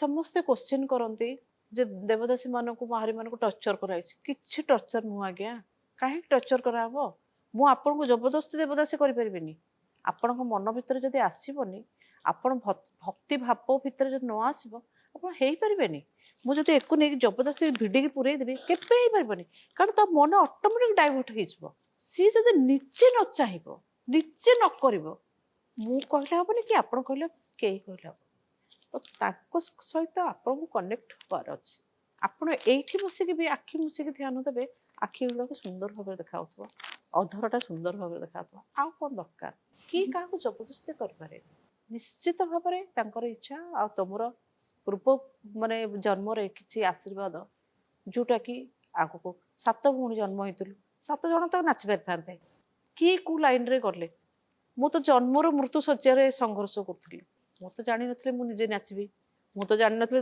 ଦାସଗୁପ୍ତାକୁ ବାହାବି ମୁଁ ତ ତାଙ୍କୁ ଏବେ ବି କହେ ତୁମେ ହଉଛ ମୋର ଭରଣ ପୋଷଣ ସ୍ୱାମୀ ସିଏ ମୋର ହଉଛି ରକ୍ଷା ସିଏ ମୋର ସର୍ବସର୍ବା ମୁଁ ସେଇଆ ଭାବୁଥିଲି ପଚାରିବି କେବେ ଏମିତି ଯୁକ୍ତି ତର୍କ ହେଇନାହିଁ ଏତେ ବଢିଆ ନା ଦାସଗୁପ୍ତ ଆଉ ମତେ ସିଏ ଆପଣ ମାନେ ତ ପଶୁ ତାଙ୍କର ବହୁତ ବେଶୀ ପ୍ରଶଂସା କରିଛନ୍ତି ମୁଁ ମାନେ ବିଶ୍ୱାସ କରିବିନି ଏବେ ପର୍ଯ୍ୟନ୍ତ ବି ତାଙ୍କୁ କୁହେ ସିଏ ମତେ ସିଏ ଭାରି ସୌକିନ ମାନେ ସୌକିନ ଇନ ଦ ସେନ୍ସ ମୁଁ ଏବେ ଯାଇଥିଲି କାଲକାଟା ଶାନ୍ତିନିକେତନରେ ଏଇସବୁ ଶାଢୀ ଗୁଡା ଧରିକିରି ଆସିଛି ସିଏ ମତେ କହିବେ ଏଇଟା ନେ ସେଇଟା ନେ ଏଇଆ ପିନ୍ଧି ସେ ମୁଁ ଟିକେ କଞ୍ଜୁସ ଟାଇପ ଏତେ ଟଙ୍କା କାହିଁ ଖର୍ଚ୍ଚ କରୁଛ ରୁହ ନା ଏବେ ଯାଇଥିଲୁ ମହୀଶୂର ସେଠି ଗୋଟେ ଚାନ୍ଦିର ଶାଢୀ ବହୁତ ଭଲ ମିଳେ ନଉନ ପିନ୍ଧିବା କରିବ ମୁଁ କହିଲେ ମତେ ରାଗ ଲାଗିଲା ମୁଁ ସେଥିରେ ରାଗିକିନା ଆସିକି ଗାଡି ଭିତରେ ବସିଲି ବାପା ଝିଅ ବଢିଆ ମୋର ଶାଢୀ ସବୁ କିଣିଛି ବହୁତ ଶାଢୀ ମୁଁ ଶାଢୀ ବି ପାଗଳା ମୁଁ ଶାଢୀ ପିନ୍ଧିବାର ପାଗଳା ସିଏ ସବୁବେଳେ କହିବେ ମୁଁ ସବୁବେଳେ ତାଙ୍କୁ କହିବି ତୁମେ ହଉଛ ମୋର ଭରଣ ପୋଷଣ ସ୍ୱାମୀ ଇଏ ହଉଛନ୍ତି ମୋର ସର୍ବସର୍ବା ଇଏ କରି ତମେ ଯାହା କରୁଛ କର ନାଚଟା ରଖ ଆଗକୁ ଯାଅ ନାଚ ରଖ ମୁଁ ତମ ପଛେ ଅଛି ବହୁତ ପ୍ରେରଣା ଦିଅନ୍ତି ସବୁବେଳେ ନାଚେ ପ୍ରାକ୍ଟିସ କରେ କାହିଁ ବସୁଛୁ କାହିଁ ମୋର ସବୁଠୁ ବ୍ୟାଡ୍ ହ୍ୟାବିଟ୍ କଣ କହିଲେ ସବୁ କାମ ସରିଗଲା ପରେ ଯେତେ ଯୁଆଡେ ପ୍ରୋଗ୍ରାମ ସବୁ ସମୟ ପାଇଲେ ଶୋଇପଡ଼ନ୍ତି ଶୋଇପଡେ ଆଉ ପୁରୁଣା କେତେ ସମୟ ପ୍ରାକ୍ଟିସ କରନ୍ତି ଦିନକୁ ଏବେ? ପ୍ରାକ୍ଟିସ ତ ଏବେ ସନ୍ଧ୍ୟା 6ଟାରୁ ମାନେ 5ଟାରୁ ଆରମ୍ଭ ହବ, ମାନେ 5:30ଟାରୁ ଆରମ୍ଭ ହୁଏ। ଏଙ୍କୁ ଟିକେ କଫି ଫଫି ଚା ଫା ଦେଇଦିଏ 5:30ଟାରୁ 8:30। ନିଜେ କରନ୍ତି ନା ପିଲା ନିଜେ ଆସନ୍ତି? ପିଲାଙ୍କୁ କୋରିଓଗ୍ରାଫ କରିଦିଏ, ନିଜେ ପ୍ରାକ୍ଟିସ କରେ। ସେମାନେ ଗଲା ପରେ ମୋ ମୁଣ୍ଡରେ ଯାହା ସବୁ ଆଇଡିଆ ଥିବ ମୁଁ ନିଜେ ପ୍ରାକ୍ଟିସ କରିଦେବି, ସବୁ କରିବି। ତାପରେ ରୁଟି ଫୁଟି ଗରମ ଗରମ ରୁଟି ତିଆରି ହବ। ନିଜେ ରୋଷେଇରେ ମୁଁ ମାଷ୍ଟର ଡିଗ୍ରୀ ପାସ୍। ଆଚ୍ଛା, ମୁଁ ପୁରା। ପଚାରିଥାନ୍ତି ହବି କଣ? ଯାହା ହବ ବହୁତ ବଢିଆ। ବହୁତ ରୋଷେଇ କରେ, ଭଲ ରୋଷେଇ କରେ। ମୁଁ ଖାଇନି ଆଇଁଷରେ ବହୁତ ରୋଷେଇ କରେ। ବହୁତ ରେଷ୍ଟୁରାଣ୍ଟ କୁ ବି କାଟିଦେବେ ପୁରା। ହଁ, ତମେ ଆଇଁଷ ଖାଅ କିନ୍ତୁ? ହଁ, ଆକ୍ଚୁଆଲି ମତେ ଏତେ ଖାଇବା ପସନ୍ଦ ନାହିଁ। ମାମା କରେ ଖା, ଇଏ କର ସେ କର। ମୁଁ ଆକ୍ଚୁଆଲି ଖାଇବା ଲୋକ ନୁହେଁ, କିନ୍ତୁ ମାମା ମତେ ଖୁଆଇ ଖୁଆଇକି ଏବେ ଟିକେ ଖାଇବା ଲୋକ ହେଇଛି। କାହିଁକି ନା ତାକୁ ରୋଷେଇ କରି ଛାଡ଼ିଦେଲେ ମାନେ ଆଉ ତମେ ପାଇବୁନି ତାକୁ। ପୁରା ସେ ରୋଷେଇରେ ପୁରା ମଗ୍ନ। ଆଚ୍ଛା, ଯାହା କରନ୍ତି ସେଥିରେ ସେ ମଗ୍ନ ହେଇଯାନ୍ତି। ପୁରା ମଗ୍ନ ହେଇଯାଏ ସେ। ଏତେ ସୁନ୍ଦର ଝିଅ କହୁଛି ଆପଣଙ୍କ ବିଷୟରେ, ଏଇଟା ବହୁତ ରେୟାର ଆକ୍ଚୁଆଲି, ବହୁତ ରେୟାର। ଆକ୍ଚୁଆଲି ଯେବେ ମାମା ବିଷୟରେ କହିବି ମାନେ ରହିହବନି। ମାନେ ସିଏ କହିପାରନ୍ତି ଭଗବାନ ପୁରା ଖୁନ୍ଦି ଦେଇଛନ୍ତି ତାକୁ, ପୁରା ସବୁଥିରେ ଖୁନ୍ଦି ଦେଇଛନ୍ତି ତାକୁ। ଆଉ ମୁଁ ଟିକେ ଆସ୍ତେ ଆସ୍ତେ ତାଠୁ ଶିଖୁଛି, ଚେଷ୍ଟା କରୁଛି କି ମୁଁ ବି ଟିକେ ଶିଖିକି ରଖିଥାଏ। ତମେ ଏତେ ମାମା ଭକ୍ତ ମାନେ ତମେ ସବୁ ଶିଖିଯିବ ନୁହଁ କି? ପେଟରୁ ମୁଁ କହିଲେ ନୃତ୍ୟ। ଗୋଟିଏ କଥା ତାକୁ ସବୁବେଳେ କହେ, ଜୀବନରେ ଯାହା କରିବ ଗୋଟେ ଲକ୍ଷ୍ୟ ସ୍ଥଳୀକି ଆଗକୁ ଅନେଇକି କାମ କର। ଗୋଟେ ଭଲ ମଣିଷ ହୋ। ଲୋକେ ଲୋଚନରେ କୁହନ୍ତୁ ତୁ ଆମ ନାଁରେ ପରିଚିତ ହୋନା, ତୁ ତୋ ନାଁରେ ପରିଚିତ ହେ। ତୁ ତୋ ବାପା ନାଁରେ ପରିଚିତ ହୋନା, ମୋ ନାଁରେ ପରିଚିତ ହୋନା, କାହା ନାଁରେ ନାହିଁ। ତୋ ମା ଯେମିତି ତା ନାଁରେ ପରିଚିତ ହେଇଛି, ତୁ ସେମିତି ତୋ ନାଁରେ ପରିଚିତ ହୋ। ଲୋକ ତୁ ଭଲ ପାଠ ପଢେ, ତୋ ନାଁରେ ପରିଚିତ। ଭଲ ନାଚେ, ତୋ ନାଁରେ ପରିଚିତ ହୋ। ଲୋକ କୁହନ୍ତୁ ଯେ ଇଏ ଦେବରୂପା, ତା ବାପା ହଉଛି ଦେବାଶିଷ, ତା ମା ହଉଛି ରୂପଶ୍ରୀ। ଯେ ରୂପଶ୍ରୀର ଝିଅ ଦେବରୂପା ବୋଲିକା କେହି ନ କୁହନ୍ତୁ, ତୁ ତୋ ନାଁରେ ପରିଚିତ ହୁଅ। ମୋ ନନା ମତେ ଗୋଟେ ବଢିଆ କଥା ଶିଖେଉଥିଲେ। ଝିଅ ଦେଖ, ମୋ ନନାଙ୍କର ବହୁତ ଖାତିରି, ଆପଣ ବିଶ୍ୱାସ କରିବେନି। ନନା ଅଗାଧ ପାଣ୍ଡିତ୍ୟ ମୋ ନନାଙ୍କର। କିନ୍ତୁ ନନା ସବୁବେଳେ କହିବେ ମୋ ନାଁରେ ତମେ ପରିଚିତ ହୁଅନି। ମୁଁ ଦୁଃଖୀ ବ୍ରାହ୍ମଣ, ମୁଁ 7ଟା ଝିଅ ଜନ୍ମ କରୁଛି ବୋଲି ମତେ ସମସ୍ତେ କୁହନ୍ତି। କିନ୍ତୁ ମୋଠୁ ବଳି ସୁଖୀ କେହି ନାହାନ୍ତି। କାରଣ ମୋର 7ଟା ରାଜକୁମାରୀ ଜନ୍ମ ହେଇଛନ୍ତି। 7ଟା ଭାଗ୍ୟ ମୁଁ ନେଇକି ମୋ ପିଲାଙ୍କର ଅଛି। ତାଙ୍କ ନାଁରେ ସେମାନେ ପରିଚିତ ହୁଅନ୍ତୁ, ତାଙ୍କ ନାଁରେ ସେମାନେ। ଗୋଟେ ଭାଇ ଆପଣଙ୍କର କଣ କରନ୍ତି? ଆପଣ ବିଶ୍ୱାସ କରିବେନି, ନନାଙ୍କ ପରେ ଭାଇ ପୁରା ଆମକୁ ଏତେ ଆବୁରି ନେଇଛି। ସେ ବି ପାଗଳା ଆମ ପାଇଁକା। ଗୋଟେ ଦିନ ଫୋନ ନକଲେ ରହିପାରିବେନି। ମୁଁ ତ ପୁରୀରେ ଅଛି, ସାଙ୍ଗେ ସାଙ୍ଗେ କଣ ହେଲେ ମୋ ପାଖରେ ଆସ, ଖାଇଲୁଣୁ, ଦେହ ଭଲ ଅଛି, ଭଲ ଅଛି, ପ୍ରୋଗ୍ରାମ କେମିତି ଥିଲା, ଆଜି ଏଠିକି ଆସିଛି, 3 ଥର ଫୋନ, ଗଲୁଣୁ, ଠିକ ହବ, ଇଏ ହବ। ଆଉ କଣ ଅଛି କହିଲେ? ଇଏ ଆଉ ଭଲ ପାଇବା କୋଟିଏ ଟଙ୍କା ଦେଲେ ଆଜ୍ଞା ଦରକାର ନାହିଁ। ଭଲ ପାଇବାଟା ଥାଉ ଆମର। ସେଟା ବହୁତ ବଡ କଥା।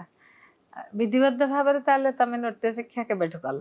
ନୃତ୍ୟ ସେ ଶିକ୍ଷା 2.5 ବର୍ଷରୁ ନା ତାପରେ? ପ୍ରପର ନୃତ୍ୟ ଶିକ୍ଷା ଯଦି କହିବାକୁ 5 ବର୍ଷରୁ ଷ୍ଟାର୍ଟ କଲି। 5 ବର୍ଷରୁ? ହଁ, 5 ବର୍ଷରୁ ମାଙ୍କ ପାଖରେ? ହଁ, ମୋ ପ୍ରଥମ ଗୁରୁ ସେଇ ଅଛି।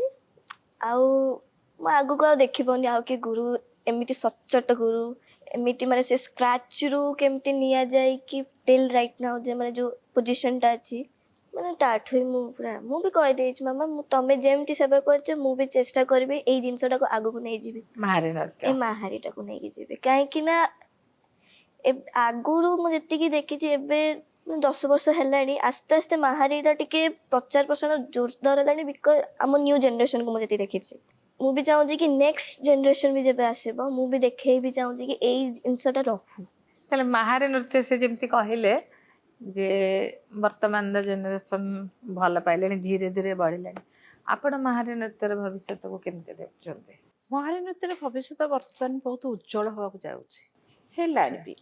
କିନ୍ତୁ ଏଇଠି ମନ ଭିତରେ ଦୁଃଖ ଲାଗୁଛି, କ'ଣ କହିଲେ, ଆଜିକାଲି ଯେଉଁ ସୋସିଆଲ ମିଡ଼ିଆ ହେଇଯାଇଛି, ୟୁଟ୍ୟୁବ ହେଉଛି ଗୁରୁ ହେଇଯାଇଛି। ଆଚ୍ଛା, ହଁ, ତା ଦେହରେ ଆପଣ ମନେକର ମୁଁ ଛାଡ଼ିଲି, ଅଲଗା ପିଲା କ'ଣ କରୁଛନ୍ତି ନା, ସେ 3ଟା ଟାହିଆ, ଗୋଟେ କାଞ୍ଚୁଲା, ଯେଉଁ ଗୀତ ପାଇଲେ, ଯାହା ଗୀତ ମିଳିଲା ନାଚିଲେ, ସୁବିଧା ଉପାୟ ହେଇଯାଇଛି। ଏଇଟାକୁ ଯଦି ଆମେ ମାନେ ବନ୍ଦ ନ କରିବା, ଖରାପ ହେଇଯିବ। ଓଡ଼ିଶୀ ନୃତ୍ୟର ଭବିଷ୍ୟତ ବି ସେଇ ଅନ୍ଧକାର ଉପରେ ଚାଲିଲାଣି। ମୁଁ କହିବା କଥା, ଫ୍ୟୁଜନ କର, କିଛି ଦୁଃଖ ନାହିଁ, କିନ୍ତୁ ରିଅଲ ଫ୍ୟୁଜନ କର। ଆମେ ଏଠି କୃଷ୍ଣ ନାହାନ୍ତି, ଯମୁନାକୁ ଯାଉଛୁ, ଯମୁନା ତ ନାହିଁ ନା, ଆମେ ଆକ୍ଟିଂରେ ଦେଖେଇବା ମାଠିଆଟା ହେଇକି ଗଲେ। ମାଠିଆଟା କାଖରେ ଧରିକି ଯିବାର କିଛି ଆବଶ୍ୟକତା ନାହିଁ, ଯେହେତୁ ପାଣି ନାହିଁ। ପାଣି ଥିଲେ ଆପଣ ମାଠିଆଟା ନେଇକି ପାଣିରେ ବୁଡ଼େଇବେ କି କ'ଣ କରିବେ, ଆମେ ଆକ୍ଟିଂରେ ବି ଆରାମସେ କରିପାରିବା।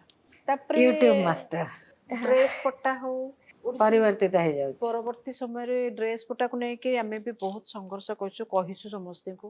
ଗୋଟେ ନାରୀର ଭୂଷଣ କଣ କଲେ, ସୌନ୍ଦର୍ଯ୍ୟ କଣ କଲେ, ଶାଢ଼ୀ, ତାର ଅଳଙ୍କାର, ତାର ଅର୍ଣ୍ଣାମେଣ୍ଟସ, ତାର ଚୁଡ଼ା ବାନ୍ଧିବା। ଆମେ ଯଦି ଜିନ୍ସ ପ୍ୟାଣ୍ଟ ପିନ୍ଧିକି ଓଡ଼ିଶୀ ନାଚିବା, ଲୋକେ ଆମକୁ ଦେଖିବେନି, କେବେ ବି ଦେଖିବେନି। କାହିଁକି ଦେଖିବେ, କାହିଁକି ଦେଖିବେ କହୁନାହାନ୍ତି? ମୁଁ ଯଦି ଶାଢ଼ୀ ପଟା ପିନ୍ଧିକି ଟିକେ ସୁନ୍ଦର ସୁନ୍ଦର ହେଇକି ଚୁଡ଼ା ବାନ୍ଧିକି ଗଲେ, ଷ୍ଟେଜକୁ ଫିଟିକି ନାଚିବାକୁ ଗଲେ, ଏଇଟା ଓଡ଼ିଶୀ ନାଚ ହଉଛି ବୋଲି କହିବେ। ଆଉ ଆପଣ ଯଦି କହିବେ ମତେ ଅନକମ୍ଫର୍ଟ ଲାଗୁଛି, ମୁଁ ଖାଲି ଧଳା ଶାଢ଼ୀ ପିନ୍ଧିକିରି ନାଚି ପକେଇବି, ମୁଁ କିଛି ଗହଣା ପିନ୍ଧିବିନି, ଇତିହାସ ରହିବ। ଆମକୁ ହିଁ ରଖିବାକୁ ପଡ଼ିବ। ଏଠି ଯୋଉ ଆପଣ ସଙ୍ଗୀତ କଥାଟା କହିଲେ ଯେ ଯୋଉ ଗୀତରେ ପାରିଲେ ନାଚୁଛନ୍ତି, ଆମର ଦିଟା ଯାକ ହଉଛି ଶାସ୍ତ୍ରୀୟ, ଓଡ଼ିଶୀ ନୃତ୍ୟ ହଉ ବା ଓଡ଼ିଶୀ ସଙ୍ଗୀତ ହଉ, ଦିଟା ଯାକ ଶାସ୍ତ୍ରୀୟ। ଏଇ ନୃତ୍ୟ ଦିଟା ଭିତର ଯୋଉ ରାଗର ଯୋଉ ଆଧାର କଣ, କେମିତି ଆପଣ ତଫାତ ମାନେ କେମିତି ଜାଣେଇବେ? ଆମର ମାନେ ମୁଁ ଆପଣଙ୍କୁ କହୁଛି, ଆମର ଯୋଉ ମାହାରୀ ନୃତ୍ୟ ଆମେ କରୁଛେ, ଆମେ ପରମ୍ପରା ଅନୁସାରେ କରୁଛେ। ଆମର ବହୁତ ଗୁରୁ ଅଛି, ମାନେ ଆମର କବି ଅଛନ୍ତି, ଯେମିତି ଗୋପାଳ କୃଷ୍ଣ ଅଛନ୍ତି, ବନମଣି ଦାସ ଅଛନ୍ତି, କବି ଉପେନ୍ଦ୍ର ଭଞ୍ଜ ଅଛନ୍ତି, ଚମ୍ପୁ ଅଛି, ଚାନ୍ଦ ଅଛି, ଗୀତ ଗୋବିନ୍ଦ ଅଛି। ଶହ ଶହ ଗୀତ ଲେଖିଛନ୍ତି, ସାରା ଜୀବନ ସେଇଥିରେ କାଟି ଦେଇଛନ୍ତି। ସେଇ ଗୀତକୁ ନେଇକି ଆମେ ସୁନ୍ଦର ଭାବରେ ନୃତ୍ୟ ପରିବେଷଣ କରିପାରିବା। ଆଜିକା ଡେଟ୍ରେ ଯୋଉ ବାହାରୁଛି ଆଧୁନିକ ଭଜନ ଯୋଉ ବାହାରୁଛି, ଜଗାରେ କାଳିଆରେ ଆରେ, ଆମେ କାହିଁକି ତାକୁ ନେଇ କରିବା? ଆମ ଏଙ୍କୁ କାହିଁକି ଭୁଲିଯିବା? ଆମେ କାହିଁକି ତାଙ୍କ ପରମ୍ପରାକୁ ନବାନି? ଆମର ସେ ଇତିହାସ କହୁଛି ଏଇଥିରୁ ହିଁ ନୃତ୍ୟର ସୃଷ୍ଟି, ଏଇଥିରୁ ହିଁ ସଙ୍ଗୀତର ସୃଷ୍ଟି, ଏକୁ ହିଁ ଶାସ୍ତ୍ରୀୟ ମର୍ଯ୍ୟାଦା ଦିଆଯାଇଛି, ଏକୁ ହିଁ ଶାସ୍ତ୍ରୀୟ ମାନ୍ୟତା ଦିଆଯାଇଛି। ତାହେଲେ ଆମେ ଏମାନଙ୍କର କାହିଁକି ନବା? ଇଏ ତାଙ୍କ ରାଇଜର ରଜା ହେଇକି ଥାନ୍ତୁ, କିନ୍ତୁ ଆମର ଜେନେରେସନ, ଆମ କପି, ଆମେ ଜୟଦେବକୁ ଭୁଲି। ଆପଣ ଦେଖନ୍ତୁ ଆଜିକା ଡେଟ୍ରେ ବି କହିଥାନ୍ତି ଜୟଦେବଙ୍କର ଯୋଉ ଗୀତ ଗୋବିନ୍ଦ, ତାର ସ୍ୱାତନ୍ତ୍ରତା କଣ? ଜୟଦେବଙ୍କର ଯୋଉ ଗୀତ, ଏଇ ଆପଣଙ୍କ ନୃତ୍ୟ ଶୈଳୀରେ ଜୟଦେବଙ୍କର ଗୀତ ଗୋବିନ୍ଦକୁ ଯୋଉ ଆମେ କରୁଛେ, ଆମର 24ଟା ଗୀତ ଗୋବିନ୍ଦ ଅଛି। ଜଗନ୍ନାଥଙ୍କ ମନ୍ଦିରରେ ବର୍ତ୍ତମାନ ପର୍ଯ୍ୟନ୍ତ ବି କବାଟ ଯେତେବେଳେ ଜଗନ୍ନାଥ ଶୋଇଛନ୍ତି, ଶ୍ରୀତକ ମୂଳକୁଚ ଗାଇକିରି ଖୋଲା ହଉଛି। ଶ୍ରୀତକ କାହିଁକି ଖୋଲା ହଉଛି, କାହିଁକି କରାହଉଛି? ତାର ଗୋଟେ ମାଧୁର୍ଯ୍ୟ ଅଛି, ସେ ସଙ୍ଗୀତର ଗୋଟେ ମାନେ ଏତେ ଭାବ ଭକ୍ତି ଅଛି। ସେଥିପାଇଁ ଭଗବାନ ଶୁଣିକିରି ଆରେ ମୁଁ ଭକ୍ତମାନେ ମତେ ଡାକିଲେଣି, ବର୍ତ୍ତମାନ ମତେ ଉଠିବାକୁ ପଡିବ। ତାପରେ ଦଶପତ୍ର ଗାଉଛନ୍ତି, ତା ଭିତରେ ବି ଗାଉଛନ୍ତି। ୟାର ଆନନ୍ଦ ଆପଣ ଯାଇକି କବାଟ ଖୋଲି ଉଠ ଆମକୁ ଘର ବାଡେ କେବେ ହବ? ତ ସେଥିପାଇଁ ଯୋଉ ଜଗନ୍ନାଥଙ୍କ ମନ୍ଦିରରେ ସଂସ୍କୃତି ପରମ୍ପରା ଅନୁସାରେ ଯୋଉ ଗୀତ ଗୋବିନ୍ଦ ଗାଉଛନ୍ତି, ଓଡ଼ିଆ ଭଜନ ବି ଗାଆନ୍ତି। ଓଡ଼ିଆ ଯୋଉ ବନମଣି ଦାସଙ୍କର ଅଛି, ଆପଣ ଚନ୍ଦନ ଯାତ୍ରା ଦେଖନ୍ତୁ, ଦେଖ ରାଧା ମାଧବ ଚାଲି ଦେଖ, ଏଇ କବିଙ୍କଠୁ ଆଉ କୋଉ କବି ଅଛନ୍ତି? ଆଉ ଗୋଟେ ଗୀତ ଅଛି, ମଣି ବିମାନି ଗୋବିନ୍ଦ, ମଣି ବିମାନି ଗୋବିନ୍ଦ, ଏଇ ସବୁ ଯିବାର। ପୁଣି ଆହୁରି ଗୋଟେ ଗୀତ ଅଛି, କରେନ୍ଦ୍ର ଦନ୍ତ ପଲଙ୍କ ତେଜି ପ୍ରଭୁ ନରେନ୍ଦ୍ର ଚାପେ ଗো ମନ ପ୍ରଭୁ ମଦନ। ନରେନ୍ଦ୍ର ଚାପେ ଗମନ, କରେନ୍ଦ୍ର ଦନ୍ତ ପଲଙ୍କ, ହାତୀ ଦାନ୍ତର ପଲଙ୍କରୁ ଆପଣ ଓହ୍ଲେଇକି ଆସନ୍ତୁ, ନରେନ୍ଦ୍ର ଚାପ ଖେଳିବେ। କି ସୁନ୍ଦର ଗୀତ କହିଲେ, କେତେ ସୁନ୍ଦର ଭାବରେ ସେମାନେ ଲେଖିଛନ୍ତି ଭଗବାନଙ୍କୁ ସ୍ମରଣ କରିକି। ସେତିକି ଭଗବାନଙ୍କର ଭକ୍ତି ନଥିଲେ ତାଙ୍କ ଲେଖନୀକୁ ଆସିବନି। ଫେରିଲା ବେଳକୁ ସେମିତି ସାରି ବାରି ବିହାର, ବିହାର ହଉଥିଲା ସାର, ସାରି ବାରି ବିହାର ବିଜେ ବ୍ରଜରାମ ହୃଦ ହାର। କଥାବାର୍ତ୍ତା ଠାକୁରଙ୍କ ସାଙ୍ଗରେ ପୁରା। ଏଠି ବି କହୁଛନ୍ତି, ପ୍ରଭୁ ସାରି ବାରି ବିହାରୀ ଛାଡ, ଆସ ଯିବା। ଇଆଠୁ ବଢିଆ ଆନନ୍ଦ କଣ? ପୁଣି ଗାଧେଇଲା ବେଳେ ବି ଗୀତ ଅଛି। ଚୁପ ସେଠି ତାଙ୍କର ସେ ଯୋଉ ମାନେ ନରେନ୍ଦ୍ର ସରୋବରରେ ଗାଧନ୍ତି, ସେଠି ବ୍ରଜରାଜ କୁମର ଆଜ, ମାନେ ଗୀତର ଛାଣ୍ଡ ଦେଖନ୍ତୁ, ଆଜ ନାସିଲେ ବିବେକ ମୋର ଗো ବ୍ରଜରାଜ, କେତେ ଛାଣ୍ଡ, କେତେ ସୁନ୍ଦର ଗୀତ। ଏକୁ ଛାଡି ଦେଇକିରି କାଳିଆରେ ଆରେ ଯାରେ, କଣ ଇଏ? ଝିଅ ଆମର କଣ ପଢୁଛନ୍ତି ଏବେ? ଏନେ ମୁଁ ପଢୁଛି +3 ସେକେଣ୍ଡ ଇୟର, ଜିଓଗ୍ରାଫି ଅନର୍ସ ନେଇକି। ଆଚ୍ଛା, ଏଇ ଯୋଉ କଥା ଗୁଡା ଆଲୋଚନା ହେଲା, ଯୋଉ ଚମ୍ପୁ, ଛାନ୍ଦ, ଗୀତ ଗୋବିନ୍ଦ, ଏଇ ସବୁ ଉପରେ 12ଟା ଗୀତ ଗୋବିନ୍ଦ ଜାଣିଛି। ଆଚ୍ଛା, ସବୁ ଆପଣ ବତେଇ ଦେଇଛନ୍ତି। 12ଟା ଗୀତ ଗୋବିନ୍ଦ, ଚମ୍ପୁ କଣ, ଛାନ୍ଦ କଣ, କଣ କଣ ସବୁ, ବନମାଳି ଦାସ କିଏ କଣ, ଆଜ୍ଞା, ତାର ଅର୍ଥ ସହିତ ମୁଁ ତାକୁ ବୁଝାଏ।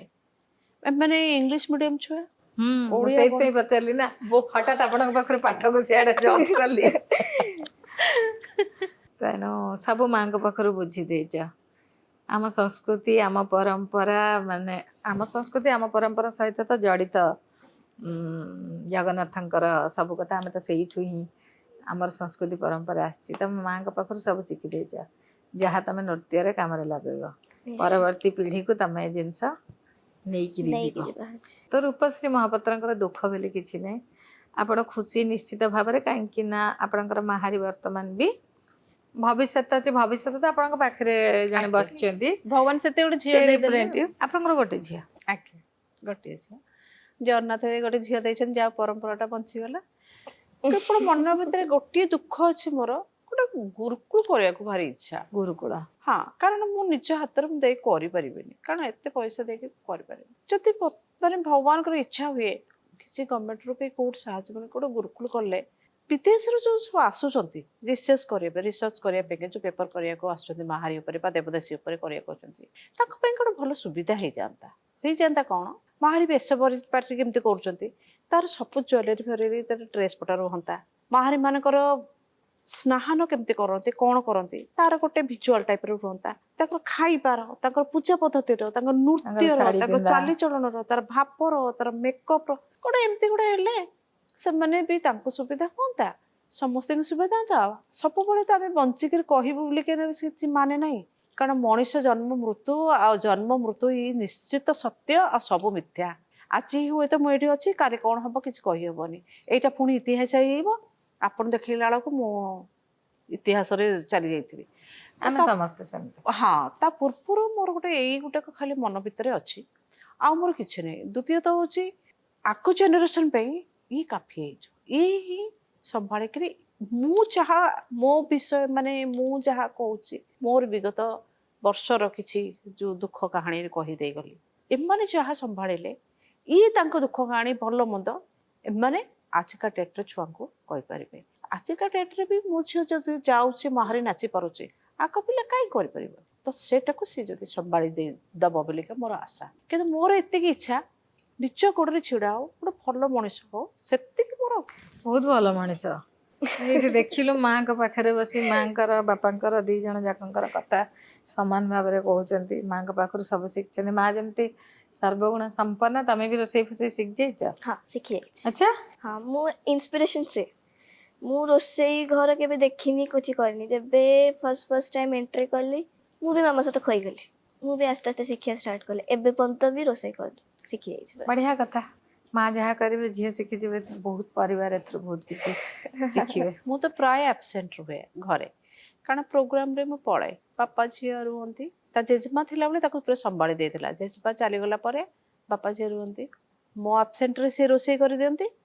ଝିଅ ତାଙ୍କ ମାନେ ସକାଳ ବେଳେ ସେ ରୋଷେଇ କଲେ, ଝିଅ ସକାଳ ବେଳେ ରାତି ବେଳେ ଝିଅ ରୋଷେଇ କରିବ। ଆପଣ ଝିଅକୁ ତ ପ୍ରାୟ ପ୍ରୋଗ୍ରାମରେ ନଉଛନ୍ତି ସାଙ୍ଗରେ ଆଜିକାଲି। ଝିଅ ବି ପ୍ରାୟ ଯାଏ, କିନ୍ତୁ ପାଠ ପଢା ଯେହେତୁ ଅଛି, ବାପା ଝିଅ ସବୁବେଳେ ତାଙ୍କ ସାଇଡ୍ କାମରେ ଲାଗିଲେ, ଝିଅ ତାର କାମରେ ଲାଗିଲା। ଘର ତାଲା, ଜେଜେର ଯିଏ ସବୁ ଚାଲିଲେ। ପୁଣି ଏବେ ରିସେଣ୍ଟଲି ମୁଁ 3-4 ଦିନ ନଥିଲି, ମୋର କନଫରେନ୍ସ ଚାଲିଥିଲା, ପଳେଇଥିଲି। ବାପା ଝିଅ ରୋଷେଇ କରିକି ତାଙ୍କର ସେ ଖା ପିଅ ସବୁ। ଝିଅ କ'ଣ ବାଉଲ ରାଇସ୍ କ'ଣ ଆଜିକାଲି ସବୁ ଅଛି, ଭଲ ଖାଇବା। ରାତିରେ ବେଳା ବାପା ପାଇଁକା, ବାପା ଝିଅ ପାଇଁକା, ଏମିତି ଦୈନନ୍ଦିନ ଚାଲିଛି। ବହୁତ ସୁନ୍ଦର। ଜଗନ୍ନାଥଙ୍କୁ ପୂର୍ଣ୍ଣ ସମର୍ପିତ ହେଇ ଆପଣଙ୍କର ଦୈନନ୍ଦିନ ଜୀବନ ବହୁତ ସୁନ୍ଦର ଭାବରେ ଚାଲିଛି। ଆଳାପ କେମିତି ଲାଗିଲା? ଭଲ ଲାଗିଲା ନା ନାଇଁ? ବହୁତ ହି ଭଲ ଆଳାପ ଲାଗିଲା। ଝିଅ ତ ତାର ଭାବନା କ'ଣ କହିବ ମୁଁ ଜାଣିନି। ଆଳାପ ଆପଣଙ୍କର ଯେବେଠୁ ଆପଣଙ୍କ ଆରମ୍ଭ କରିଛନ୍ତି, ମୁଁ ସବୁ ତାକୁ ଫଲୋଅପ୍ କରିଛି। ଖାଲି ମୁଁ ସବୁବେଳେ ଭାବେ ଯେ ମୋ ପାଳିଟା କେତେବେଳେ ପଡ଼ିବ। ୟା ଭିତରେ କେତେଟା ପାଳି ମୋର କଟି ଯାଇଛି ଯେ ତାକୁ ବି ମୁଁ ଭାବନାରେ ଭାବିକିନି ମୁଁ ଭାବିଲି ଏଇଠି ବି ବୋଧେ ମୁଁ ଇତିହାସ ହେଇଯିବି, ଆଉ ଆଗକୁ ଯିବିନି। ଯେତେବେଳେ ଫୋନ୍ ଆସିଲା କେଦାରଙ୍କର, ସେତେବେଳେ ମୁଁ ଭାବିଲି ଯେ ନା, ଇତିହାସ ପ୍ରଥମ ପେଜଟା ପୁଣି ଖୋଲିଲା। ତାପରେ ମୁଁ ଭାବିଲି ଯେ ଇତି ମ୍ୟାଡାମ ପାଖକୁ ଆସିବି, ମନ ଭିତରେ ଯାହା ଥିବ ସବୁ ଗଳ ଗଳ କରି ଗାଳିବି, ମନ ଭିତରେ ଯାହା ଥିବ ସବୁ ଦୁଃଖ ସୁଖ କରିବି, କାନ୍ଦିବୁ ବି ଉଚ୍ଛ ନେବି। ତାପରେ ଭାବିବି ଯେ ଜଗନ୍ନାଥଙ୍କର ଆଉ ଗୋଟେ ଆଗକୁ ପାହାଚ ମୋର ଗଲା। ମନ ପୁରିଛି?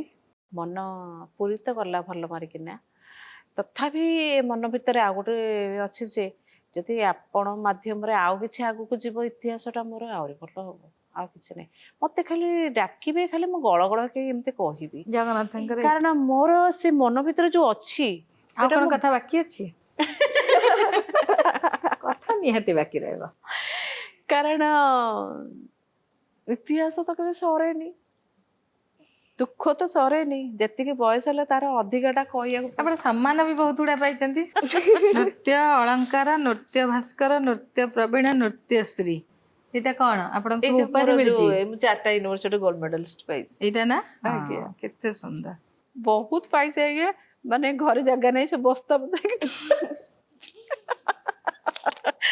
ନା ନା ଝିଅ ରଖିବ ମା 4ଟା ୟୁନିଭର୍ସିଟିରୁ ଗୋଲ୍ଡ ମେଡାଲିଷ୍ଟ କଣ ଛୋଟିଆ କଥା ଛୋଟିଆ କଥା ନୁହଁ ମୁଁ ନିଜକୁ ଧନ୍ୟ ମନେ କରୁଛି ଆଜି ଏତେ ସୁନ୍ଦର ନୃତ୍ୟ ଗୁରୁ ନୃତ୍ୟ ଶିଳ୍ପୀ ଆଉ ଜଣେ କୁନି ନୃତ୍ୟ କୁନି କହିବିନି ତମେ ବଡ଼ ହେଇଗଲାଣି ଏମାନଙ୍କ ସାମ୍ନାରେ ଜଗନ୍ନାଥଙ୍କ କରୁଣାରୁ ମୁଁ ବସି କିଛି ସମୟ ଆଳାପ କରିଥିବାରୁ ମୁଁ ନିଜକୁ ଧନ୍ୟ ମନେ କରୁଛି ବହୁତ ବହୁତ ଧନ୍ୟବାଦ ଆପଣମାନଙ୍କର ସମୟ ବହୁତ ମୂଲ୍ୟବାନ ସମୟ ଦେଇ ଆପଣମାନେ ଆସିଲେ କିଛି ସମୟର ଆଳାପ କଲେ ଏବଂ ଈଶ୍ୱର ମଧ୍ୟ ଆପଣଙ୍କର କିଛି ମନବାଞ୍ଛା ପୂରଣ କରିଛନ୍ତି ଆପଣଙ୍କର ମାହାରୀ ନୃତ୍ୟ ବିଷୟରେ ଆପଣ ଦର୍ଶକ ବନ୍ଧୁଙ୍କୁ କିଛି କହିଛନ୍ତି କାହିଁକି ନା ସମସ୍ତେ ସବୁ କଥା ଜାଣନ୍ତି ନାହିଁ ସଂସାରରେ ସବୁ ଜିନିଷ ଏଇଟା ସମ୍ଭବ ନୁହେଁ ମଧ୍ୟ ଆମେ ଗୋଟେ ଫିଲ୍ଡରେ କାମ କରୁଛେ ଆମେ ଜାଣିଛେ ଆହୁରି ବହୁତ ଫିଲ୍ଡ ସଂସାରରେ ଅଛି ସମସ୍ତେ ଯେ ସବୁ କଥା ଜାଣିଥିବେ ସେ କଥା ମଧ୍ୟ ନୁହେଁ ମୁଁ ଠିକ୍ କହିଲି ନା ଦର୍ଶକ ବନ୍ଧୁ ସମସ୍ତେ ସବୁ କଥା ଯେ ଜାଣିଥିବେ ସେ କଥା କ'ଣ ସବୁବେଳେ ସମ୍ଭବ ନୁହେଁ ଆଜି ଆମେ 2 ନୃତ୍ୟଶିଳ୍ପୀ ତାଙ୍କ ଭିତରୁ ଜଣେ ନୃତ୍ୟ ଗୁରୁ ଆପଣମାନେ ଶୁଣିଲେ କେତେ ସୁନ୍ଦର ଆଳାପ 4ଟା ଗୋଲ୍ଡ ମେଡାଲ ସେ ପାଇଛନ୍ତି କେତେ କଥା ଆମେ ଶୁଣିଲେ ଏବଂ ୟାଦ୍ୱାରା ନିଶ୍ଚିତ ଭାବରେ ବହୁତ ବେଶୀ ଜ୍ଞାନ ମଧ୍ୟ ଆମେ ହାସଲ କଲେ ହଁ ଏଇଠି ଗୋଟେ କଥା ମୁଁ କହିବି ଇତିଙ୍କ ଆଳାପ କ'ଣ ଖାଲି ମନୋରଞ୍ଜନ ପାଇଁ ହୁଏ ଆଦୌ ନୁହେଁ ଇତିଙ୍କ ଆଳାପ ମାଧ୍ୟମରେ ଆପଣମାନେ ବହୁତ କଥା ଜାଣିବାକୁ ପାଆନ୍ତି ଠିକ୍ ସେମିତି ମୁଁ ମଧ୍ୟ ଆଜ୍ଞା ମୋର ମଧ୍ୟ ଏତେ ଜ୍ଞାନ ନଥାଏ ଯେଉଁ ଅତିଥି ଦେବଙ୍କ ସାମ୍ନାରେ ମୁଁ ବସେ ବହୁତ ବେଶୀ ଜ୍ଞାନ ଆହରଣ କରିଥାଏ ମୁଁ ସେମାନଙ୍କ ପାଖରୁ ଏଥର ପାଇଁ ଏତିକି ଆଳାପ ପୁଣି ଆରଥରକୁ ନୂଆ ଅତିଥିଙ୍କ ସାମ୍ନାରେ ମୁଁ ବସିଥିବି ବହୁତ ବହୁତ ଧନ୍ୟବାଦ ନମସ୍କାର ହଁ ଆଜ୍ଞା ଆପଣମାନେ କଳିଙ୍ଗ ଟିଭିରେ ଏ ଆଳାପଟିକୁ ଦେଖିବେ ଏବଂ ଏ ଆଳାପରେ ବହୁତ କଥା ଆମେ ହେଇଛୁ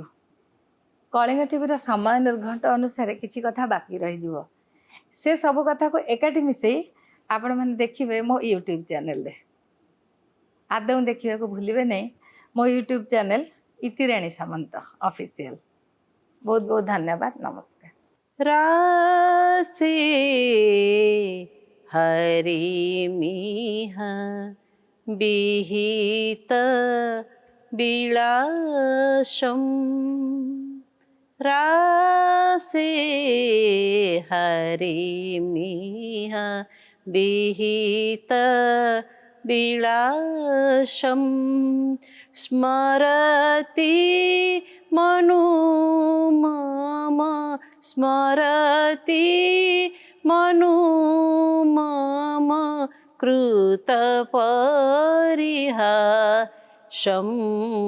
হরিমিহ বিহিত পিলাসম রাসে হরিমিহ বিহিত বিলাসম সঞ্চর দধর সুধা মধুর ধ্বনি মুখরিত মোহনবংশম সঞ্চর দধর সুধা মধুর ধ্বনি মুখরিত মোহনবংশম চলিত দৃগ চঞ্চল চঞ্চল মৌলি চলিত দৃগ চঞ্চল চঞ্চল মৌলি কপোল বিলোল वसन्तं हरिमिह विहित विलासं